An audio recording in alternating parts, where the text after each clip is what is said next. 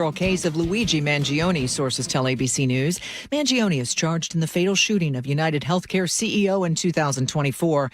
ABC's Matt Rivers says a conference meeting taking place this week. We're not sure if there is a plea deal reached on Friday, and that's a big if, what that would mean for the state case. One thing we do know is that state prosecutors have said in the past that if there were eventually a plea agreement reached in the federal case, that state prosecutors would lobby very hard the judge in the federal case to impose an even stiffer sentence or the stiffest sentence that they could possibly allow. In Colombia, rescue efforts continuing 3 days after a massive earthquake rattled the Choco region, killing at least 240 people.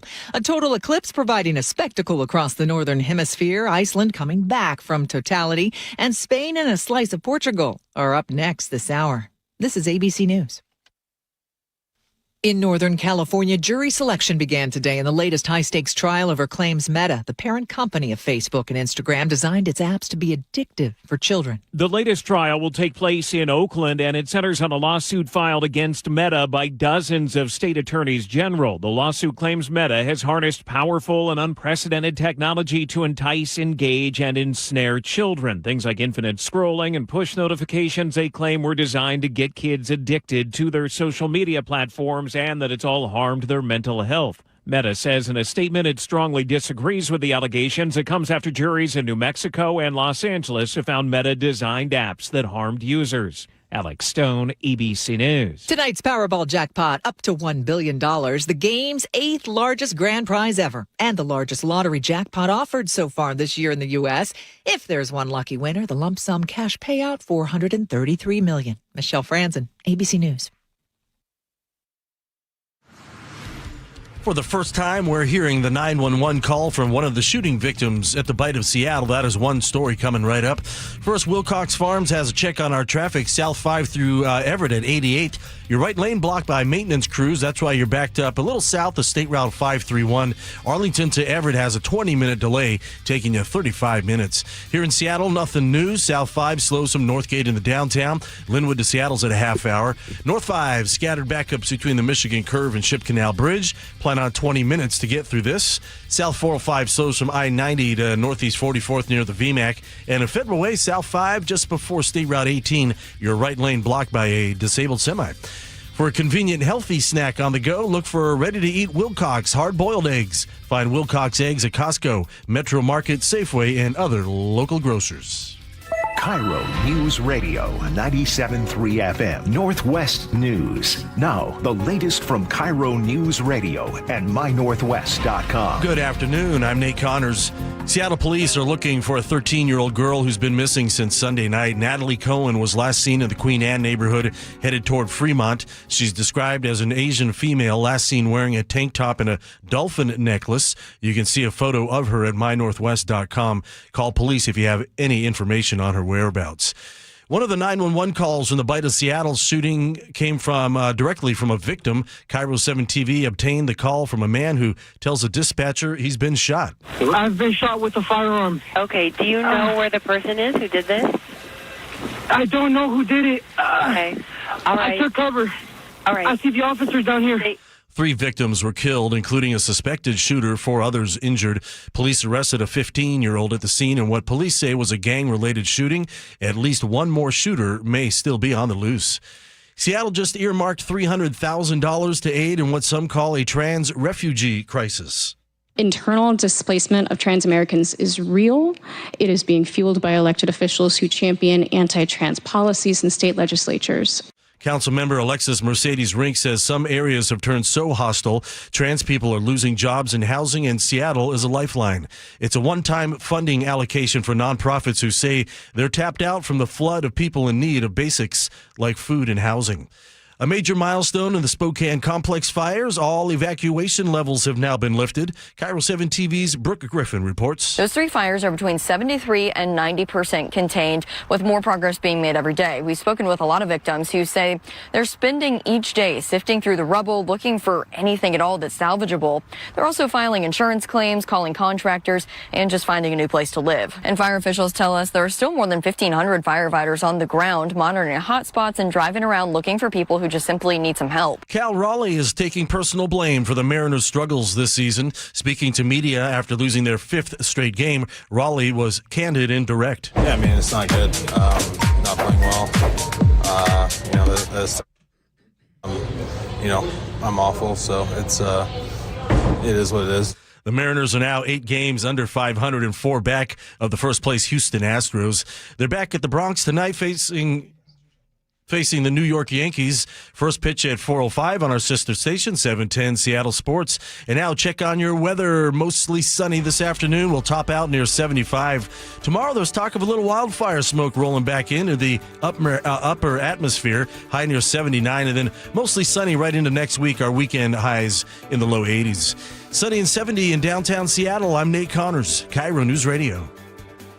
Your best source for local news, serving Western Washington and the world with the KIRO News Radio app. Always streaming live on your smart speakers. You're listening to KIRO News Radio, Northwest News. And now, it's time for the Jake and Spike Show on KIRO News Radio. With your hosts, Jake Skorheim and Spike O'Neill. Welcome to the show, everyone. Happy Wednesday to you. Jake Skorheim sitting alongside Spike O'Neill. Spike, welcome. Happy Hump Day, brother. Hump Day. I like that. Never heard that before. That's a good one. It's a great day. We've got a lot of stuff to discuss. It's always fun on a show when you have so much stuff you're not even going to be able to get to all of it. Yep. It's just there's an incredible sense of calm that kicks in because you're not scrambling. You're not all excited to fill the time. We literally don't have enough time to cover everything that we have. And we've got some really good stuff. We do. And in about a half an hour, we're going to help a friend. Yeah. Who's got, and this was dropped on us, and we became aware of the story. This is a day of mysteries. It is. And go ahead, give a tease to 12:30. So at 12:30, we're going to talk to our own Bob Stelton from Seattle Sports, who was involved. From the Wyman and Bob Show, very popular. And it couldn't be a nicer guy on the face of the earth. Nicer guy. How he works with that Wyman character, I'll never know. Yeah. Bob was involved in an accident on his motorcycle. He's a motorcycle rider. And he's okay. First and foremost, the important thing is he's okay. He's got some injuries. But he's not getting any assistance. He's not getting any action from local law enforcement regarding his accident. And when you say involved in an accident, the easier to understand way is he was a victim of a hit and run. He was a hit and run victim. Yeah. And they're looking for the guy or person. Are they? Because tell you what, we are. We're going to be looking. Yeah, amen. It's at 12:30. So he's going to join us live at 12:30, yeah. and it just has me chafed. Well, it should. I mean, you're a motorcycle rider. This is the worst nightmare. And so we're going to talk to him at 12:30. He's going to detail what happened. It was just locally here, too. It was just a couple days ago. It's a wild story. Thank God he's okay. Yeah. Mostly okay. He's got some injuries. His bike is a wreck. Moving gingerly around the building. Yeah. But we got a whole lot of mysteries to solve. We're going to start this one. There's a mystery afoot at City Hall. Something for you and I to solve, Spike. Very exciting. Somebody's not being forthcoming at City Hall. Somebody, according to an SPD detective, SPD. Yeah. Somebody's a lion. According to SPD detective, they talked to Como News. Brian Pritchard. You may remember Brian Pritchard. He was the poor guy who they had to send out to that scrum of reporters the night of the Bite of Seattle shooting, who had to kind of put them off for a long time and make them wait for information that they were trying to get out to the public. And everybody was in feverish frenzy to get because they should. And he had to go tell them, guys, unfortunately, we cannot speak to you right now. We're waiting on. Brian, what's the deal, man? So, buddy, we got other dignitaries that want to be here. Well, we have the public that wants an answer about what's going on. That is not on you. But to tell the public that we are waiting for dignitaries to give us an answer is absolutely outrageous. The information and the stakeholders are right there. Was this Jeremy Harris? Is this Jeremy? Yeah, it's almost Jeremy Harris. Yeah. And kudos to all the media that night, because that's and oh man, where do I even start? There's a lot to. Let me finish this clip. A lot of he said, she said, they said, he said, I said. Okay, boom, so everywhere you go. So the timeline of this is the Bite of Seattle shooting happens. 5 hours later, they finally get up there and they give a press conference. Katie Wilson is, unimpressive and completely forgetful, as is Bob Ferguson, who is standing beside her, and Pramila Jayapal. I think it was a cardboard cutout of Jayapal. To be fair, you know what? Completely it feels fair. like all of them were cardboard cutouts. The only person who gave any information was the assistant chief, who was only on the job because Chief Sean Barnes was out of town. That whole debacle then played out as we all watched in real time. And then this question started percolating of like, all right, well, who is responsible for the 5-hour delay in information to the public? Because that's a vital bit of information. People want to know that they're safe. People want to understand, is it even safe to leave the places that we've been told to hide? Right. Businesses around the center had people seeking refuge, seeking safety. Katie Wilson comes out shortly thereafter when the heat starts being turned on her, and everybody's like, pulling out their magnifying glasses and saying, like, who was responsible for this? Katie Wilson then suggests that it's not her fault that they were trying to wait for dignitaries. No, that is absolutely not the case. She says it wasn't her fault. They were only following after SPD's response because SPD was trying to clear a building or something, apparently. Yeah, and then Katie Wilson was waiting off site. Yeah, suspected shooter was reportedly at, I believe, the IMAX Theater grounds. And they wanted to clear that before they could let dignitaries on to a safe Seattle center. That was the claim. That's the claim. But that took 5 hours? I don't think so. Well, even if it did. We've gone over this so many times, but because we still don't have any answers. Yeah. And now we got, is whistleblower the right term here to use? Well, I don't know if whistleblower, because we know who it is. Or whistleblowers generally anonymous? Oftentimes, but not always. I mean, here's a guy saying, look, somebody's lying, and I got the receipts. This is KIRO News.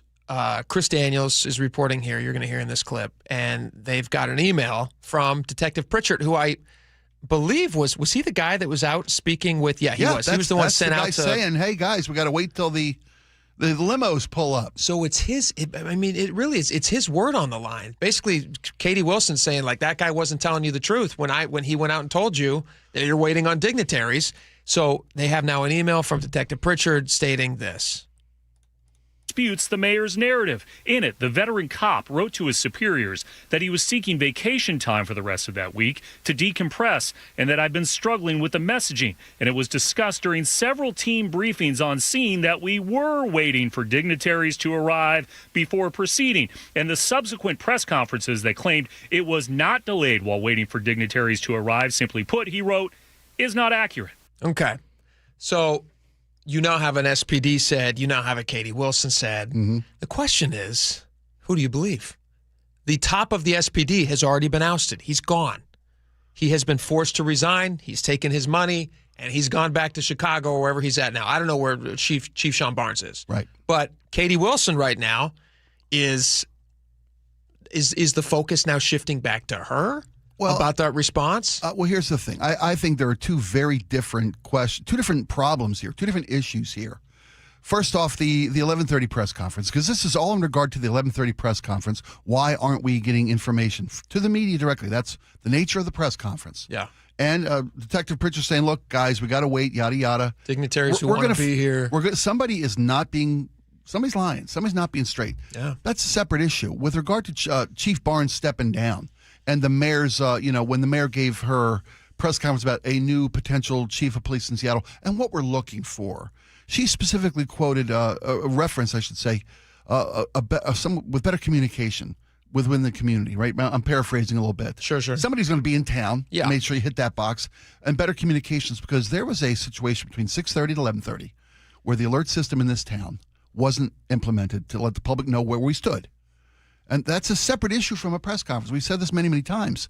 But, with Chief Barnes, if you're in Dallas and you get word of a shooting at 6:30, hopefully you're on the horn because Barnes was out of town. Deputy Chief Underwood was out of town. Now interim Chief Sales was out of town that weekend. Somebody was in charge. And even if those guys were out of town, chain of command should have been instigated, even through media, through phone calls. Information should have been given to the city. Yeah, 100%. So when I say, the police department is not absolved from this, my question is still, to this day, does the mayor have the power to tell the police department not to use the emergency alert system? Well, did that indeed happen? It sounds like the Seattle police are saying that we were told to not do any press conferences. Well, but again, press conference, emergency alert system. I think that's my question, because neither one of those were implemented. There was no speaking to the media. Yeah. There was also no alert to the community. But I don't think the media would have been as up in arms if they'd have been alerted to the community. If they'd have been alerted. Exactly, because they and also whose would have had the decision alerts. was it to stay silent? That's what I'm asking. Yeah. Yeah. Here's another interesting tidbit that came out about this. Did we have this yesterday and we just all missed it? Is that possible? Deborah Juarez, who was at that, grilling of the interim chief, asked about that, talking about that night, talking about how they had listen to this. They had a conference call, and was the mayor even on the conference call? Was she just signed in, but her camera wasn't on? Listen to this. This is a strange bit of confusion. I don't understand this. There was a 27-minute phone call between quote-unquote dignitaries in which Mr. Kettle was on the call and the council president was on the call, as well as the mayor and the governor and the congresswoman. And, of course, we've all heard details about that call. And, quite frankly, people didn't know where the mayor was. She didn't turn her camera on. We don't even know why. I'm not trying to create some cloak and dagger. By the way, quick pause. Just a perfect analogy for her tenure as mayor. Just like a blank screen. I'm sorry. Yeah, that's good. But if I were the mayor, I would have back on July 26th and thereafter, Vince Trend. Also, it's actually, in her defense, she doesn't like having cameras on. So it is possible that she just is against it in every case. Her phone just has a piece of tape over it. She just will not take pictures of herself. No, it's a trash bag over. And honest about, this is when I learned of it. This is when I got the page that there was a shooting. This is what I did. This is how I responded. Instead of Chief Barnes was in Texas. That's what we got. And I think I'm not, me, I'm not going to hide the ball. I'm not to do gotcha. I just want to know what happened. And when you say a 5-hour delay, I could see if there was a 5-hour delay and, actually many incidences, there's a 5-hour delay and there isn't a press conference. This was a 5-hour delay in which 3 people lost their lives. And there was a shooter, a suspect out there. And then we learned 3 days later offhandedly that, there's more than one shooter. We're learning dribs and drabs and bits and pieces of this story. No one is being transparent, at least from the executive of our city government, and the executive department, the entirety of that administration. Do you think she was? I mean, it's not clear from Deborah Juarez's description here. Was Katie Wilson even on the call? Well, no, it sounds like her camera wasn't on. She was obviously on the call. Was she talking? Well, she's the mayor of the city. If she was like, Your Honor, Ms. Mayor. I mean, if she was, how could Deborah Juarez say? Because so I don't think Deborah Juarez would have brought it up if Katie Wilson would have been very active on that call. I don't think she would have. We don't know. That's a great question. Because if you and I have a pre-show meeting every day that generally happens when we're in our cars. Yeah, before we all get here. And 3-4 seconds of silence, we're checking to make sure somebody's phone hasn't dropped off. Yeah, the fact that the mayor isn't on camera, you don't know if the mayor's dropped off or where she is. I can't see you when we're talking, but I know that you're on the call because I hear your voice. Yeah. Same with Laura. Yeah. So if Juarez is saying we didn't know where she was, that suggests to me that not only was her camera not on, but she may not have even been there in the first place. I don't. Maybe. Or she's just cowering in fear, huddled up in a fetal position because she doesn't want to have to deal with anything. She hasn't got a chance to sit down with hair and makeup yet. Want to put a good face on. I don't know. Promise that wasn't her issue. Well, I mean, I don't care where the mayor is. To be honest with you, I don't care where the mayor is. And if her camera wasn't on, so we don't know that she was in an office, her office, in a car somewhere. Is she waiting for a snow cone somewhere? I don't care where she is, as long as she's involved in that call and helping get the information and find out what's going on, implementing the resources the city needs to catch a shooter, secure a scene, and secure a city. I mean, if she wants to not turn her camera on, as long as she's active in the call, I don't and think she was on the call. Decisions. This is my speculation, and I'm pulling this. I'm inferring this from what Deborah Juarez is not saying. We don't know where she was. We often know what people don't say. Speak pretty loudly. Now listen to this. I'm going to play this one more time. You tell me what you're taking away from this. Do you think Katie Wilson was even on that call? There was a 27-minute phone call between quote-unquote dignitaries in which Mr. Kettle was on the call and the council president was on the call, as well as the mayor and the governor and the congresswoman. And, of course, we've all heard details about that call. And, quite frankly, people didn't know where the mayor was. People didn't know where the mayor was. She didn't have her camera on. I'd like some clarity on that. That's a great. I hadn't even considered that she wasn't on the call. I just thought she didn't want her face on the call. Again, because she hates cameras. Yeah, but that's a strange little bit of info. This whole thing it's embarrassingly. It's bad. It's very bad for them. Very bad for them. It's bad for the city too. It's worse for the city. It's bad for them because this likely will cost them their jobs, and it probably should. It's worse for the people who are stuck with these people until they lose their jobs. Like I'm getting text messages from friends of mine who live in town. I don't live in Seattle, so I don't have a horse in this race. Okay. But I do work here. I do, spend money here. Yeah. I am down here every day. I'm affected by the decisions that they make in the city. Sure, you put I have your a lot safety of friends at risk every day you drive into the city. Every time you park your car and walk into the building here. I have friends that own businesses in downtown Seattle who are texting me. I got a picture from a friend this morning who texted me a picture of a milk jug with Katie Wilson's face on it. It said missing. And that's the joke. That's the running joke. I get it, man. It should have just been a blank Zoom screen that said nothing. Anyway, so that's one of the mysteries. We're going to get into the hit and run mystery with Bob here in just a minute. I got to segue to question of the day. It is completely different than the Katie Wilson topic that we just talked about, but I do think it's really interesting. Do you know who the state superintendent of our state is? Sure. Superintendent Chris Reichdahl. Chris Reichdahl. Yeah. Chris Reichdahl. He's posting some stuff on, this was a post on Facebook. I have no problem with him posting it, by the way. It's, this is the country we live in. He's entitled to his opinions. I'm not out to rewrite laws to try to remove him in ways that they're trying to do with sheriffs. I have no issue with him saying these things. What I question is, he talks about in this post some stuff about the DSA, Democrat Socialists of America. I've read it, yeah. Do you want to read this to the audience? Do you have it in front of you? Do you want to read this to the audience? You bet. Because I was surprised that somebody in his position, I mean, I think the audience might be interested. If you have a child who's in a public school in our state, this guy is affecting their education, and this is how he feels about the DSA. And MAGA. All right, read this. Chris Reichdahl, this is a Facebook post. I don't remember the media in 2016 wondering whether the fascist MAGA wing of the GOP would destroy that entire party. But they sure seem to spend a lot of time perseverating, I don't know that word, on the idea, I apologize not knowing that word, perseverating? God, I should have spent more time in public schools. On the idea that the DSA will destroy the Democratic Party. MAGA and DSA. To be fair, I didn't know that word either. I assume it means like talking about. I hope it's a real word. I don't know what it means. Worrying about, pontificating on. MAGA, I'm going to look it up while you do that. MAGA and DSA are not two opposite ends of the political spectrum. The former wants to take away civil rights, further hand the economy over to oligarchs, and install a theocracy. The DSA wants affordable housing, a fair tax code, and accessible education. The Reagan-Gingrich messaging machine was so efficient that the massive shift to the right in this country has a lot of people believing that FDR, like Democrats, today are leftists. We will need another political realignment to recalibrate America's politics and policy for the good of the country. Hang on tight. 2026 is the baby step to 2028. And stop vilifying those who seek an expansion of the public good. These folks are not communists. They would not merely have been they would have merely been regular old Democrats from 1914 to 1980.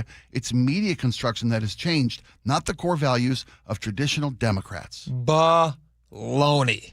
Regular Democrats before 1980? Baloney. Do you agree with him? Completely. No, you don't. I kind of do. He said, you gotta stop, Spike. No, you know. Okay. All right. Aren't you Democrat? Yes, I am.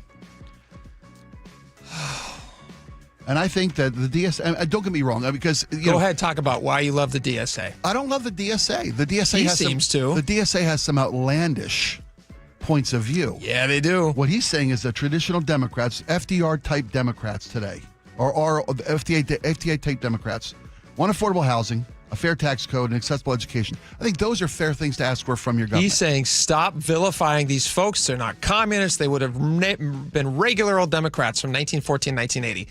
This guy knows no history. He knows no history, and he's the guy responsible for educating all the kids in the state.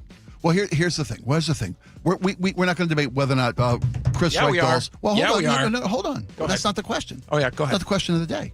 Chris Reichdahl can have his political views. We can argue out whether they're valid or invalid. They're invalid. The question is, should the superintendent of Washington Education be making political posts like this? Again, this is on his personal Facebook. I'm fine. Yeah. I'll answer that question. That's totally fine. I don't care. Okay. I don't care if he does this. I don't care if Keith Swank posts things on his personal thing. It doesn't bother me. What I do care about is that this guy is in charge of all the education in Washington State, and he's sitting out there talking about how great the DSA is. And my question for parents is, unless I misheard what you read, and I read along with you in my head. I think he's speaking to the idea that the DSA speaks for the entirety of the Democratic Party. That's what he's speaking to here. That the DSA is going to ruin the entire Democratic Party because they are going to take over entire Democratic politics in this country. Do you agree with Chris Reichdahl that the superintendent of public instruction, why should I say, are they just a harmless organization like he suggests? The DSA? And that they're just people who want, what does he say here, merely have been regular old Democrats, and that they just want an expansion of the public good? Yeah, accessible education. We're going to talk about that at 1:30 in depth. Okay. We're going to get into that. All right, coming up next, we're going to talk to Bob Stelton from the Wyman and Bob Show. He got in a hit and run on his motorcycle. It's a crazy story. He'll join us next. Stick around. This hour is brought to you by Sunset Auto Family. A riddle brought to you by Progressive Insurance. What do your home and auto have in common? Progressive protects them both. It was an easy riddle. Learn more at Progressive.com.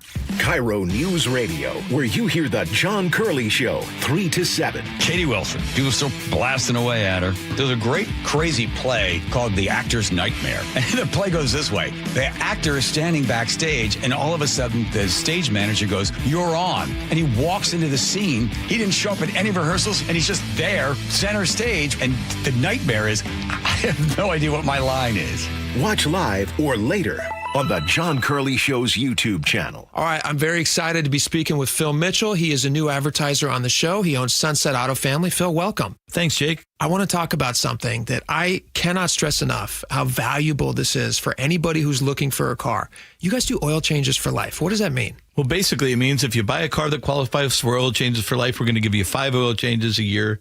And they're about $150 now. You know, oil goes up and down, but guess what? We're going to change the oil for as long as you own that vehicle on us. Like you're saying, oil changes are $150. They're even more if you're driving a diesel. And so you hold on to a vehicle for 10 years, that's like $10,000. Oh, it can be even more than that. We've got a guy that's been changing his oil since 1985. He's gotten more oil changes than the car cost, and we're still changing it for him because that's what we do. We're your lifetime dealer. And this is what people are going to get at Sunset Auto Family. That's right. Great service for as long as you own the vehicle. Oil changes for life. Only at Sunset Kia in Auburn, Sunset Ford, and Sunset Chevrolet in Sumner. You just get more at Sunset, and people do like that. What if you could have the most reliable fiber-powered Wi-Fi? And get this, what if you could keep it at the same price for 5 years guaranteed? Now through August 24th, new Xfinity customers can get our best price on gig Wi-Fi this summer before it disappears. Just $50 a month for 5 years. No annual contracts, no hidden fees, and our best equipment included. Plus, get online in minutes with same-day Wi-Fi. It's Wi-Fi that finds and fixes problems before you even notice them. Like super intelligent Wi-Fi with a 6th sense. Plus, it keeps you protected from online threats. And get Peacock Premium included for 2 years. Lock in your price and unlock the possibilities. Get it now at Xfinity.com. Xfinity. Imagine that. Restrictions apply. Requires paperless billing and auto pay with stored bank account. Taxes and fees extra. Speeds vary. Use of fiber coaxial cable. Learn more at Xfinity.com/same-day Wi-Fi. Our founders believed that freedom wasn't just a word. It was a way of life. The freedom to move forward, the freedom to pursue what matters most, the freedom to live fully. But aging has a way of taking those freedoms away. That's why there's Longevity Medical Clinic. John Curley here. My best move was becoming a patient of Longevity Medical Clinic years ago, and second best move, getting my wife Nicole to join me this year. Stop guessing and start working with a doctor who knows your goals and get personalized care designed around you, not the average patient. Discover what's holding you back and what can help you thrive with longevity.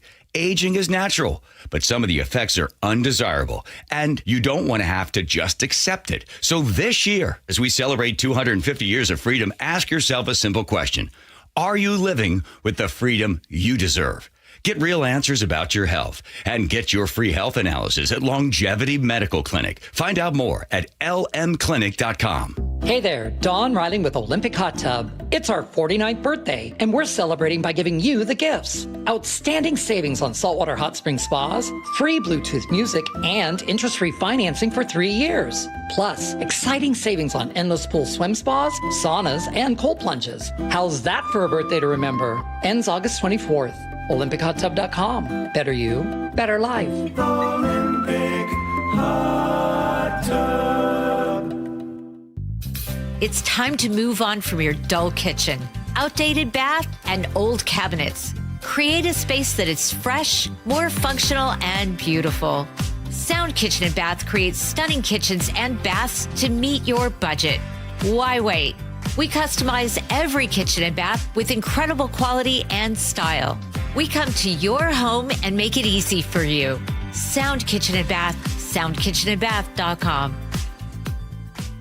Certain industries expose workers to hazardous chemicals. If you worked in a paper or pulp mill, or in aircraft manufacturing or painting at Boeing, and have a child born with birth defects, your child may be entitled to legal damages as a result of your exposure to such chemicals. Birth defects have been linked to toxic chemicals, metals, and solvents used in these industries. If your child was born with brain or spinal cord damage, organ or limb malformations, blindness, cerebral palsy, genetic damage, or other birth defects, and you're a past or present worker in a paper or pulp mill, aircraft manufacturing, or painting, contact us now toll-free at 1-866-99-TOXIC. Your children may be entitled to legal damages. If you're a past or present worker in a paper or pulp mill or aircraft manufacturing or painting at Boeing, and your child has a birth defect, call toll-free at 1-866-99-TOXIC. Your call is confidential. 1-866-99-TOXIC. Message authorized by Weinstein Cajano, 600 University Street, Suite 1620, Seattle, Washington. Anthony Hamilton with Tony, live in the Tulalip Amphitheater, Thursday, September 10th. Tickets are on sale now. Details at TulalipCasino.com. KIRO News Radio 97.3 FM Northwest News. Now, the latest from KIRO News Radio and mynorthwest.com. Good afternoon. I'm Nate Connors. Seattle's City Council just passed one of the biggest rental rule changes in years. They banned a long list of what they call junk fees after a chorus of support from renters. And I'm a renter living in South Lake Union. I urge the council to ban rental junk fees. Seattle renters are paying a fee to pay rent, fees to cover utilities and management offices, fees to submit maintenance requests. This piece of legislation will provide much needed relief to renters like myself. I've been renting in Seattle for 7 years, and in that time, I paid thousands of dollars in rental fees, with most of that coming from pet rent for my cat. Some landlords objected, saying it was overly broad, and especially objected to a ban on pet rent. But the bill passed with that measure unanimously. It takes effect the 1st of July, 2027. A man who drove a stolen Mini Cooper off the Edmonds Ferry Dock in June of 2025, killing 2 passengers, will spend nearly 7.5 years in prison. KIRO 7 TV's Nia Bliss reports. Families of the victims did not hold back in Snohomish Superior Court. Hundreds of people that love them, and now they're gone because of you, because you were scared to go to jail. Superior Court Judge Cindy Larson revealed William Russell Leonard was already on community custody for another conviction when the deadly crash happened. Once Russell Leonard is released, a judge has ordered him to community custody for 18 months. The search continues for whoever sparked the deadly Chelan Hills fire. Douglas County and the ATF are now offering a combined $30,000 reward for information leading to the identification, arrest, and conviction of those responsible. The fire burned nearly 10,000 acres and killed 1 person. Investigators say even small details could help crack the case and are encouraging witnesses to come forward. Harborview Medical Center is seeing a dramatic rise in patients seriously injured in e-bike and e-scooter crashes. The hospital treated 29 patients for those injuries in 2020. Last year, that number jumped to 252 with 6 deaths. Harborview Trauma Chief Dr. Sam Arbabi tells KIRO 7 TV. Some of the most difficult injuries that we deal with, pancreatic injuries or bowel injuries, come from this. Doctors are urging riders to wear helmets, especially as Seattle sees more of these crashes. A look at Wall Street. Stocks are ticking upward. The Dow up 24, S&P 500 up 23, and the NASDAQ up 155. And now check on your KIRO News Radio traffic. In Everett, we're struggling this afternoon. South 5 at 88th. Your right lane is blocked by maintenance crews, and that's got you in a 5-mile backup. So Arlington to Everett, you've got a 20-minute delay taking 35 minutes. Here in Seattle, South 5, you're slow from 85th into downtown. 25-minute drive from Linwood. North 5, scattered backup starting just before the West West Seattle Bridge to the Ship Canal Bridge. Less than 20 minutes now from bridge to bridge. And South 405 slows from I-90 to the VMAC. Bellevue to South Center, a 20-minute trip. And now your KIRO News Radio weather, sunny and 75 this afternoon. We do have mountain thunderstorms. Thursday brings back a little haze from wildfires and a high near 80. Friday and into the weekend, morning clouds, but mostly sunny and low 80s. 72 and sunny in downtown Seattle. I'm Nate Connors, KIRO News Radio. Your best source for local news. You're listening to KIRO News Radio, Northwest News.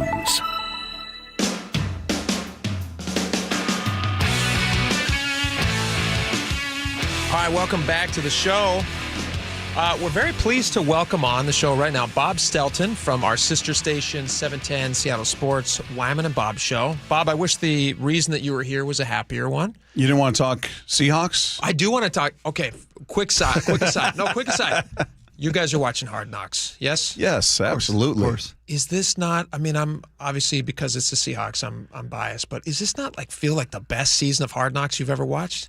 This is great. It's been great so far. It's been really good. I was lamenting the fact that they didn't do it back, and there were rules in place as to why they didn't do it. But when Pete was here, and you had the Legion of Boom, and all of those personalities with Marshawn and Michael Bennett and Richard Sherman and Earl Thomas, that would have been amazing to see behind the scenes how things were working. Because right now they Pete just didn't have want it, right? Pete didn't want it. Well, no, the rule was you couldn't do it if you were in the playoffs the previous year, which they were in the playoffs almost every year. Okay. Remember, this is or they want lower ranked or teams. if you had a new head coach, they wouldn't make you do it. So those were they got away with it because they were basically in the playoffs every year. Yeah.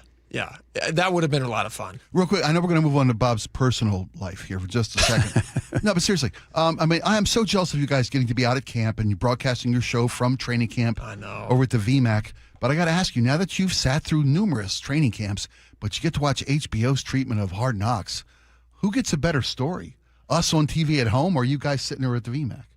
Still us. Still you guys. Yeah, still us. Because that's edited down to an hour. Yeah. Right? You get it all. And we're watching the whole practice if it's going on before our show. Sometimes we can't watch the entire thing, but we can walk over and watch the linebackers go through their drills. And we'll walk over and watch the 7-on-7s. And then we'll go watch the receivers going through their.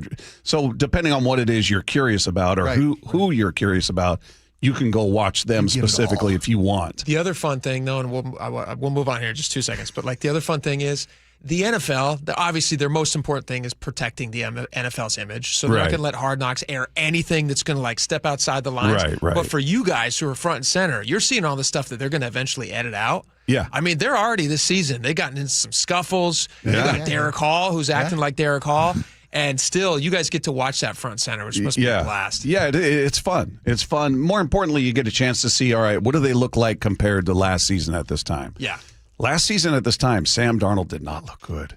He did not look good in training camp. I remember we were all standing there watching him throw, and the timing was off, and he's inaccurate. And we're going, oh, boy, what are we in store for? Well, you're in store for a Super Bowl title. And now he looks brilliant. Locked in. He is pinpoint. He is precision. Yeah. He looks comfortable. It looks like home. If you guys haven't watched if you guys don't have access to HBO, I feel bad because it's very good. You should just sign up for a week-long trial just to watch some of it. But that slow-mo shot of his throw that they showed last night, you see stuff talking like that. Talking about the RPMs. Yeah. You spin me right round. Yeah, doing the Dead or Alive song. Yeah. It's just, these Seahawks. It's going to be fun. All right, beyond sports, Bob, for people who don't know Bob, you're a very fit guy. You're a very athletic individual. You don't try to be. You don't walk around like a zombie. But today, but you are walking around with kind of a little bit of a drag right now. What happened to you? I was actually on my way to Seahawks camp for work, and I was about a half mile from my house on my motorcycle. And I was approaching a four-way intersection, and the light was red, so I'm slowing down. No cars in front of me. I'm the first one, and I'm probably doing 15 miles an hour, and then the light turns green. So then I speed up to go through the intersection, and the car opposite me was looking to turn left. Obviously, they have to yield oncoming traffic, but this person elected not to and took me out, and I showed the video to Spike. It's brutal. You showed it to me too. I watched it. I've been riding for 30 years, and anytime knock wood, I slid down once. I've never been in a collision. Yeah. I've never been involved in it with a cage, with a car. This car was waiting at the same red light you were approaching to make a left turn. And by just assessing the video and just my interpretation of it, light turned green, you rolled up onto your throttle because you're approaching the intersection. This guy felt like he could make the left turn in front of you before you got to the intersection, and he was wrong. And you had the right of way through a green light. There's no two ifs, ands, or buts about it. But here's where the horrible part cuts in. You get hit by this car. You fly through the air. You land on your back. Your bike goes sliding away. Your bike's just crushed. This guy turns around from his attempted left, makes a quick little U-turn, looks at you. Sees you on the ground, and then speeds away. Yeah. Took off. Hit and run. Yeah. So you're laying there on the ground. Are you knocked out at this point? Are you aware of what has just happened? I was aware because I have Bluetooth in my helmet. Yeah. And I was actually on the phone with my girlfriend at the time. And once I hit the ground, it knocked all the wind out of me. Because I landed flat. I was in the air, landed flat on my back, and all the air just said, "See ya." So then I was just making noise. Yeah, that's it. And she's going, "What are you doing?" And I couldn't say anything because I had no air. And then finally I was able to spit out, "I just got hit." And she freaked out and, "Where are you?" and started calling people. But a witness to the accident then comes up and approaches you to ask if you're okay. Yeah, and I thought it was the person that hit me, and I felt bad because it was a very nice older lady who came running out there, and she said, "I saw you. I saw the whole thing. I saw you." And I had smacked my head. Why'd you hit me with your car? I said, "And you still turned in front of me? What the bleep were you thinking?" You just assumed that she was doing the right thing and checking on you I thought after hitting you. Yeah, I thought she was the one that hit me, and I was dazed. And she said, "It wasn't me, sweetie." And I was oh my gosh! Yeah. And so now then, you feel guilty on top of feeling horrible. and she was amazing. I have no idea what her name was, but she had some sort of medical background. She was like, "Don't move. Don't try to move. Don't just relax." Ambulance is called, I assume. Yeah. Ambulance came. Did they rush you off to hospital? Yeah, they took me to Harborview, where I spent about 9 hours. And what was the damage to your body? You look I've like got a torn pec.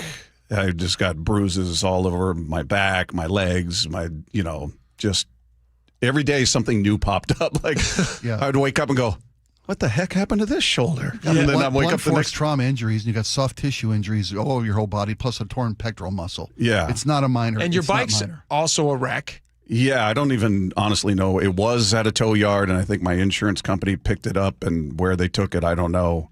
But when was this? It's like a week ago? A week ago yesterday. So what's the investigation status? Because I watched the video, and I can tell you, I won't say it on the air right now unless I don't want to be wrong and have them looking for the wrong thing, but it seems very clear to me what kind of car it is.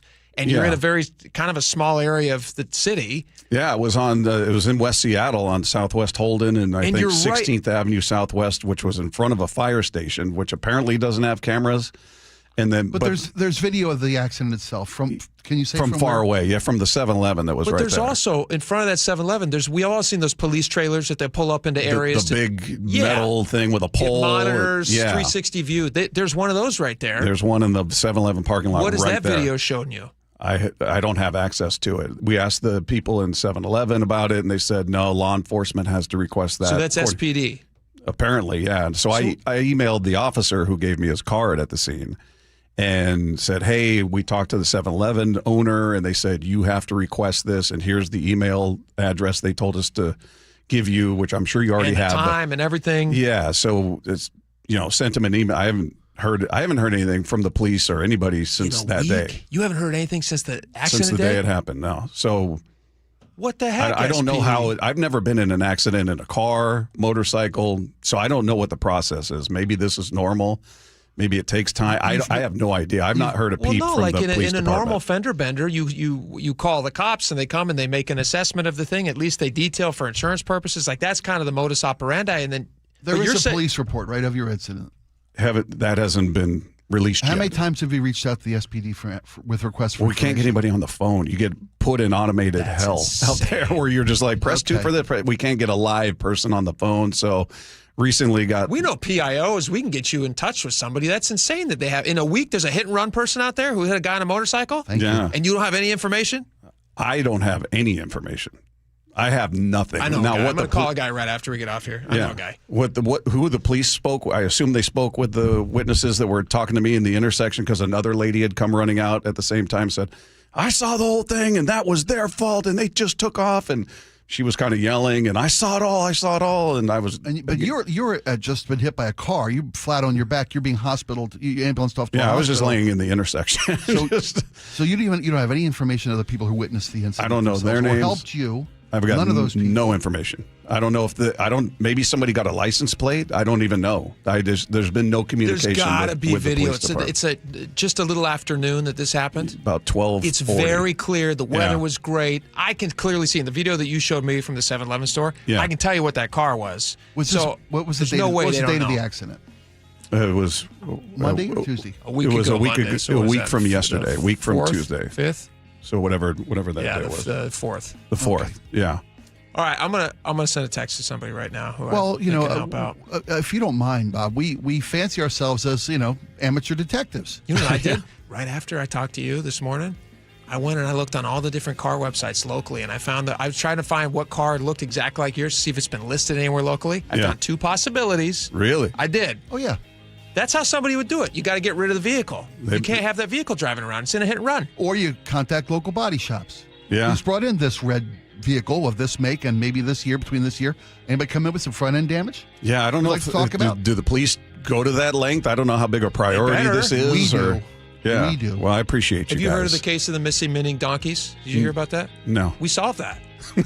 Couple years ago. No, it was like a year ago. It was a very big case. Well, I'm talking to the right guys then. Yeah. Because we care. Yeah. And here's the real thing, guys. To be completely transparent, we have a vast audience out there who's looking to make sure the right thing happens. Yeah, they hate injustice. Well, especially we got a hit and run driver out there. They hate it. Yeah, I don't know who the person. I didn't even see through the window. Is it a man, a male, female, kid? I have no idea. I'd be willing to bet a sizable amount of money that it's a male. I don't think a female would be stupid enough to drive away like that. Unless they had no insurance. I was trying to. I'm just trying to imagine hitting somebody. Even so, and they're it's laying possible. in the intersection, and you still leave. I'm like, I would be terrified that I killed them. It feels like a young person thing to do. I mean, there's a lot of. These are all guesses, but we're on the case. search for some. I appreciate you guys. We're first and foremost, we're glad you're okay. Super glad thank you for that, man. I appreciate it. And he had the great line when I showed him the video. He goes, "Oh yeah, that would have killed me." You are a specimen. I'm a stain on the road. No, I appreciate you guys. Thank you. Man. I appreciate it. All right, you can check him out on the Wyman and Bob Show. He's great. We're glad you're still with us, Bob. Thanks, man. Amen. All right, we got a lot more coming up. Stick around. We'll be right back. This is it. These are the nights. The ones where you laugh until you can't anymore. And smile until your head hits the pillow. Where everything feels just right. Because it is. Muckleshoot Casino Resort. Must be 21 and over. Please gamble responsibly. Hey, Jake Skorheim here. You can beat the rain and beat the mad rush. Valentine Roofing is now offering priority scheduling for your roof replacement. When you call Valentine Roofing today, they can get your job started within 3 weeks of signing the agreement. And they make the process so simple for you. You'll receive an estimate with transparent pricing and options that fit your needs in about an hour. So call 206 Roofing to schedule your free estimate. That's 206 Roofing. And remember, when you see the red Valentine vans, you know your home is in good hands. I like it hot. Beg your pardon? Can you make it hot for me, Dan? I think so. Half heated ain't hot enough. No. That's why I called you. Apollo Plumbing. Yeah, my sorry old water heater. Oh. Ain't getting me the hots anymore. You want hot water. That's what I said. That's what we do at Apollo Plumbing. And you're ready? Right now. When can you? How about today? Same day? We'll have you in hot water tonight. Clever.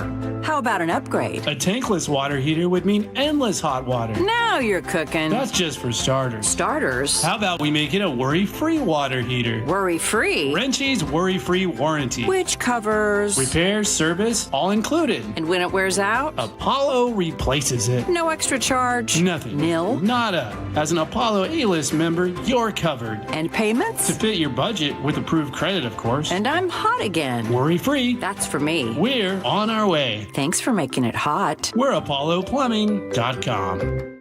Progressive knows you've never met Channel 6 meteorologist Daniel Hughes, but when he says it'll be sunny, you trust him. After all, he is a weather professional who knows how to use a green screen and probably went to weather school. You never went to weather school. So you hit the farmer's market in your convertible. Turns out Daniel Hughes is not dependable. But Progressive is. So bundle your home and auto insurance and get 24/7 protection and reliable coverage. Progressive Casualty Insurance Company affiliates and third-party insurers. Not available in all states or situations. Sleep Number's new collections are designed to adapt to the changing nature of your life and your sleep needs. Whether it's the personalized comfort of the Comfort Mode mattress, the targeted pressure relief of the Comfort Next mattress, or the Climate Collection that actively cools or warms to help you fall asleep and stay asleep. And now, get early access to our biggest sale of the year. Save 25% on the new Comfort Next Luxe for a limited time. Only at a Sleep Number store or sleepnumber.com.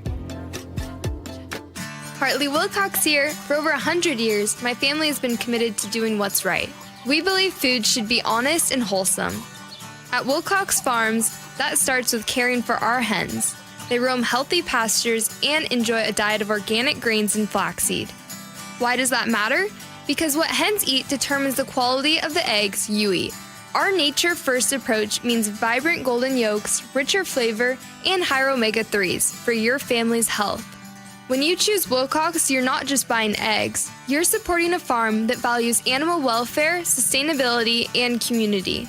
It's real nutrition, real care, and real value. So next time you're at the egg case, look for Wilcox Family Farms eggs. Taste the difference that starts with what our hens eat. Wilcox Family Farms, locally fresh since 1909.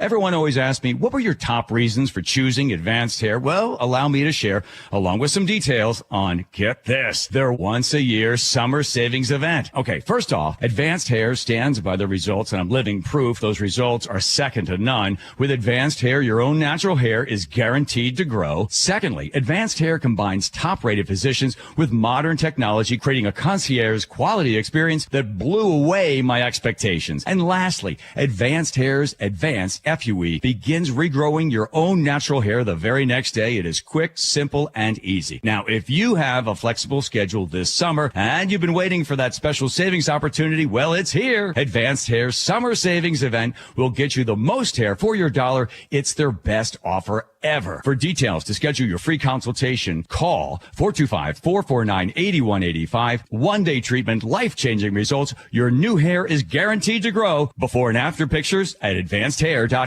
7 locations across Western Washington and a track record of success for their clients. Allow yourself to recover while Harold Carr Law Offices handles your insurance paperwork and settlement. Carr spelled with 2 R's. C-A-R-R. CarLaw.com. C-A-R-R. Car accident, call Carr.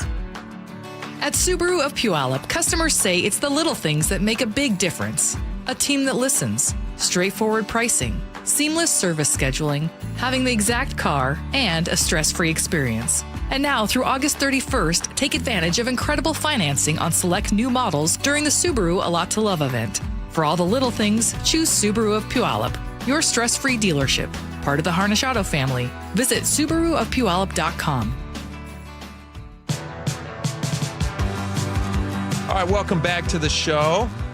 We twisted his arm. Bob Stelton is sticking around with us. We were gentle, though. Take it easy on my arm, dude. Well, as if he hasn't suffered enough, we're going to talk Mariner baseball. Yeah. This really hurts. Insult to injury here. Mariners are not doing well. Cal Raleigh is he's putting a lot of this on his shoulders, which I actually kind of respect. Here's what he had to say about it. Yeah, I mean, it's not good. Not playing well. That starts with me. I'm awful, so it is what it is. I gotta find a way to be better and to help, bring the guys along, and they, we just gotta play better. I mean, ultimately, we're just playing very, very, very bad baseball, and every facet of the game, you gotta pick it up. All right, Bob, what's your assessment of this? What's happening with the Mariners, and is Cal right in taking it all on his shoulders? No, he's being a leader. He's right. He's right about himself. He's statistically, if you go with all the analytics and everything, he's one of the worst players in baseball right now. Oh. And this is a guy who was the runner-up in the MVP race last year behind Aaron Judge. This actually struck out to end the game in the ninth. Yeah, he's been atrocious. Now, look, he got off to a bad start because of the World Baseball Classic. He didn't get the turns he normally does. It screwed up his rhythm. He didn't even play the last 2 games of the WBC. Starts the season off. He was horrible to start. Then he suffers the oblique injury. Some are saying maybe that's still lingering. He's never going to say it, but he's been taking a lot of extra cuts pregame and postgame. He's taking cuts in the cage after the game's done. So I'm thinking if the oblique is still barking, he's not going to exacerbate it by taking more swings and more swings. So I think he's up in his own head right now where it just everybody's pressing, they're gripping the bat tight, they're trying way too hard to do way too much. Can they fix this season? They can, but they just haven't shown that they're going to. They just have the roster is as talented as they've had in a number of years, but they collectively are wildly underperforming. They don't know why. I don't know why. It's weird to see.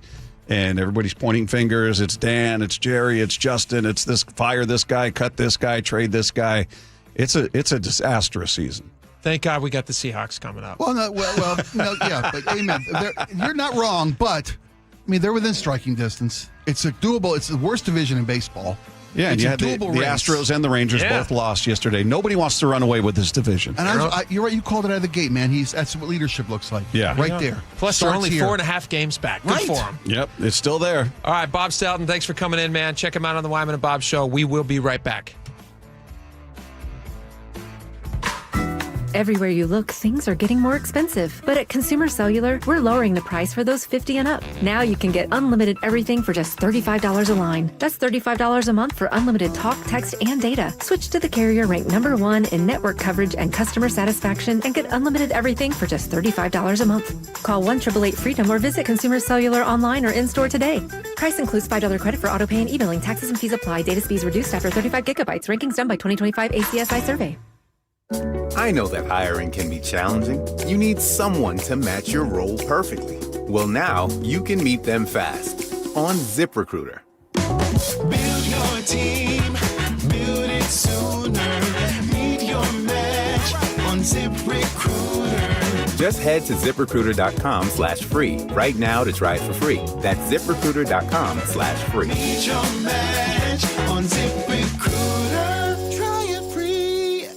Here's the deal. The government is over $38 trillion in debt, which means the IRS isn't slowing down. And the tax code is complex and unforgiving. So it's not surprising if you're one of the millions of Americans that owe back taxes to the IRS. Unfortunately, they're the world's most powerful collection agency, with the ability to garnish your wages, seize your bank accounts, and even take your home or business. But don't be stressed or worried any longer. We're Optima Tax Relief, America's most trusted tax resolution firm. We have resolved over $3 billion in tax debt for our clients. Our award-winning professionals deal with the IRS every single day, protecting our clients and preparing them for the best possible resolution. For tax help you need, for tax help you can trust, give Optima a call today. Call 800-343-6460. 800-343-6460. 800-343-6460. Optima Tax Relief. Some restrictions apply. For complete details, please visit OptimaTaxRelief.com. Not all roofs are created equal, and not all warranties are either. This is Justin Shirley, CEO of State Roofing and Exteriors. Right now, take advantage of free lifetime Golden Pledge warranties on all GAF shingle installations. And save up to $3,000 or choose 0 down, 0 payments, and 0 interest up to 24 months. Summertime savings won't last forever. Protect your home with a roof you can count on for decades. Call 866-ROOF-ROOF or visit stateroofing.com today. Held to a higher standard since 1968. Guys, I'll never forget the first time I saw somebody get results at our clinic. He was an 81-year-old man who hadn't been intimate with his wife in over 8 years. Viagra had stopped working for him, and he was desperate for help. After several treatments, he walked into my office and told me he couldn't believe the results. Needless to say, this was a very happy man. This man made me a believer in what we do. He had taken pills for years, but he had never fixed the problem. When he came to us, we fixed the problem. Our treatment does what no pill can do. So give West Coast Men's Health a call today. Speak with our clinic manager. Ask him any question you like, how it works, the science behind it, and even the cost. Change your life today like the thousands of men who already have. In addition to treating ED and Peyronie's disease, we now offer testosterone replacement therapy. With clinics in Redmond and Tacoma, call 206-519-6541. 206-519-6541. Online at westcoastmenshealth.com. Step into Seahawks game day at the Pro Shop, where the roar of the 12s begins. And official Seahawks gear is always within reach. Touchdown, Seahawks! This is the Pro Shop. Visit the official store of the Seattle Seahawks, located at Lumen Field and the Landing in Renton. Seattle loves to celebrate big hits, touchdowns, Seahawks! and even parades. This city lives for Sunday. Get your tickets for Seahawks game days at Seahawks.com today. Hair Volume from New Nordic will make your hair look thick and healthy. Hair Volume is available online at Amazon and NewNordicUSA.com or in the hair care aisle at your local CVS.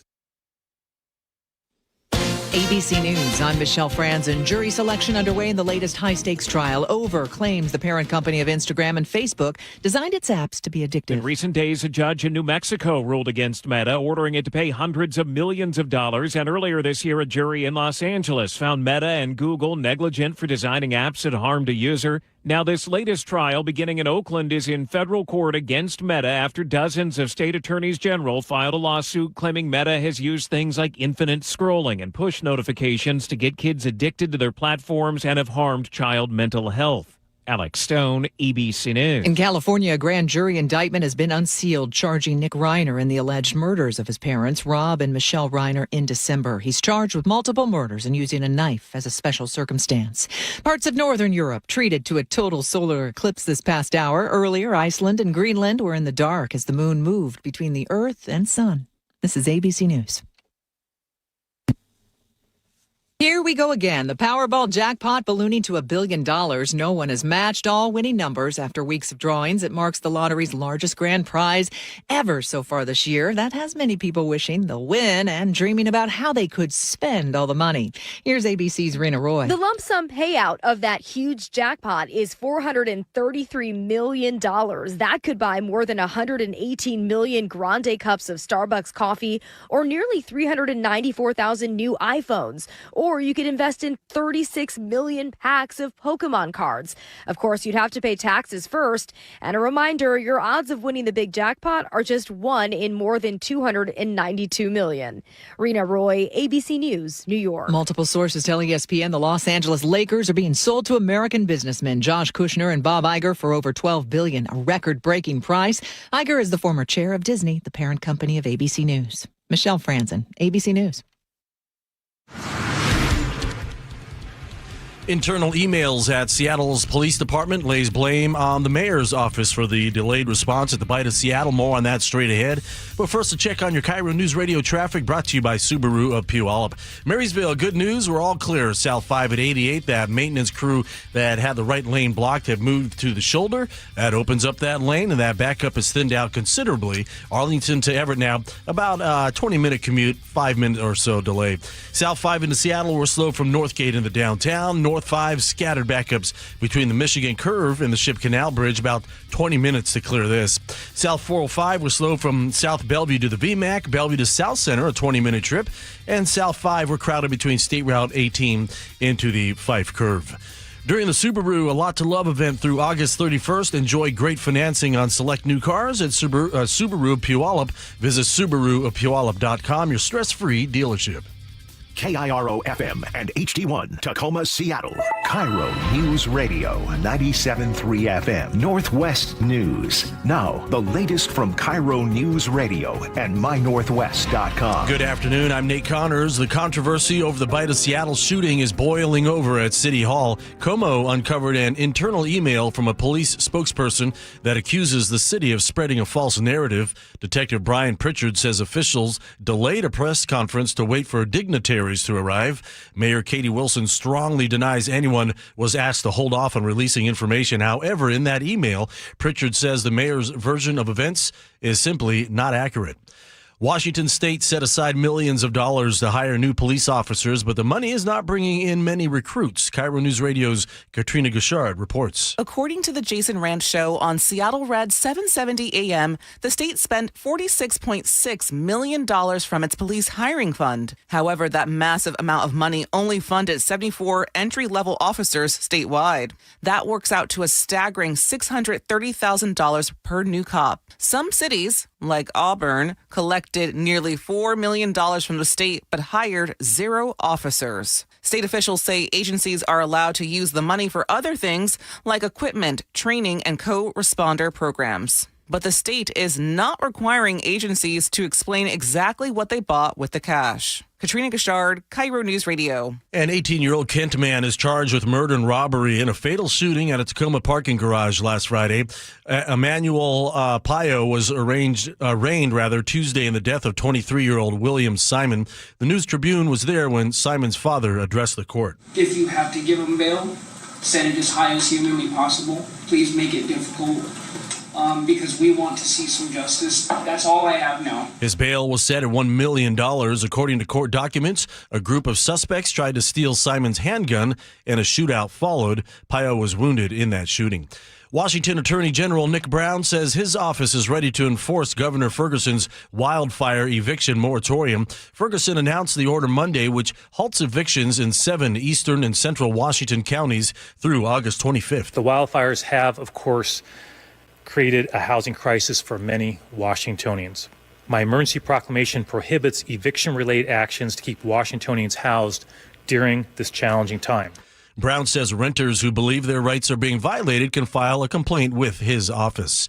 Your KIRO News Radio weather, mostly sunny this afternoon with a high around 75. You'll notice a little wildfire haze back in the region tomorrow with a high near 80. And then Friday through the weekend, mostly sunny, low 80s. Sunny and 72 in downtown Seattle. I'm Nate Connors, KIRO News Radio.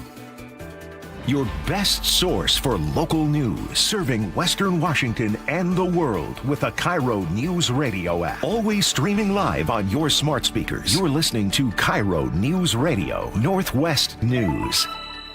And now, it's time for the Jake and Spike Show on KIRO News Radio. With your hosts, Jake Skorheim and Spike O'Neill. Welcome back to the show. 1 hour down, 2 hours to go.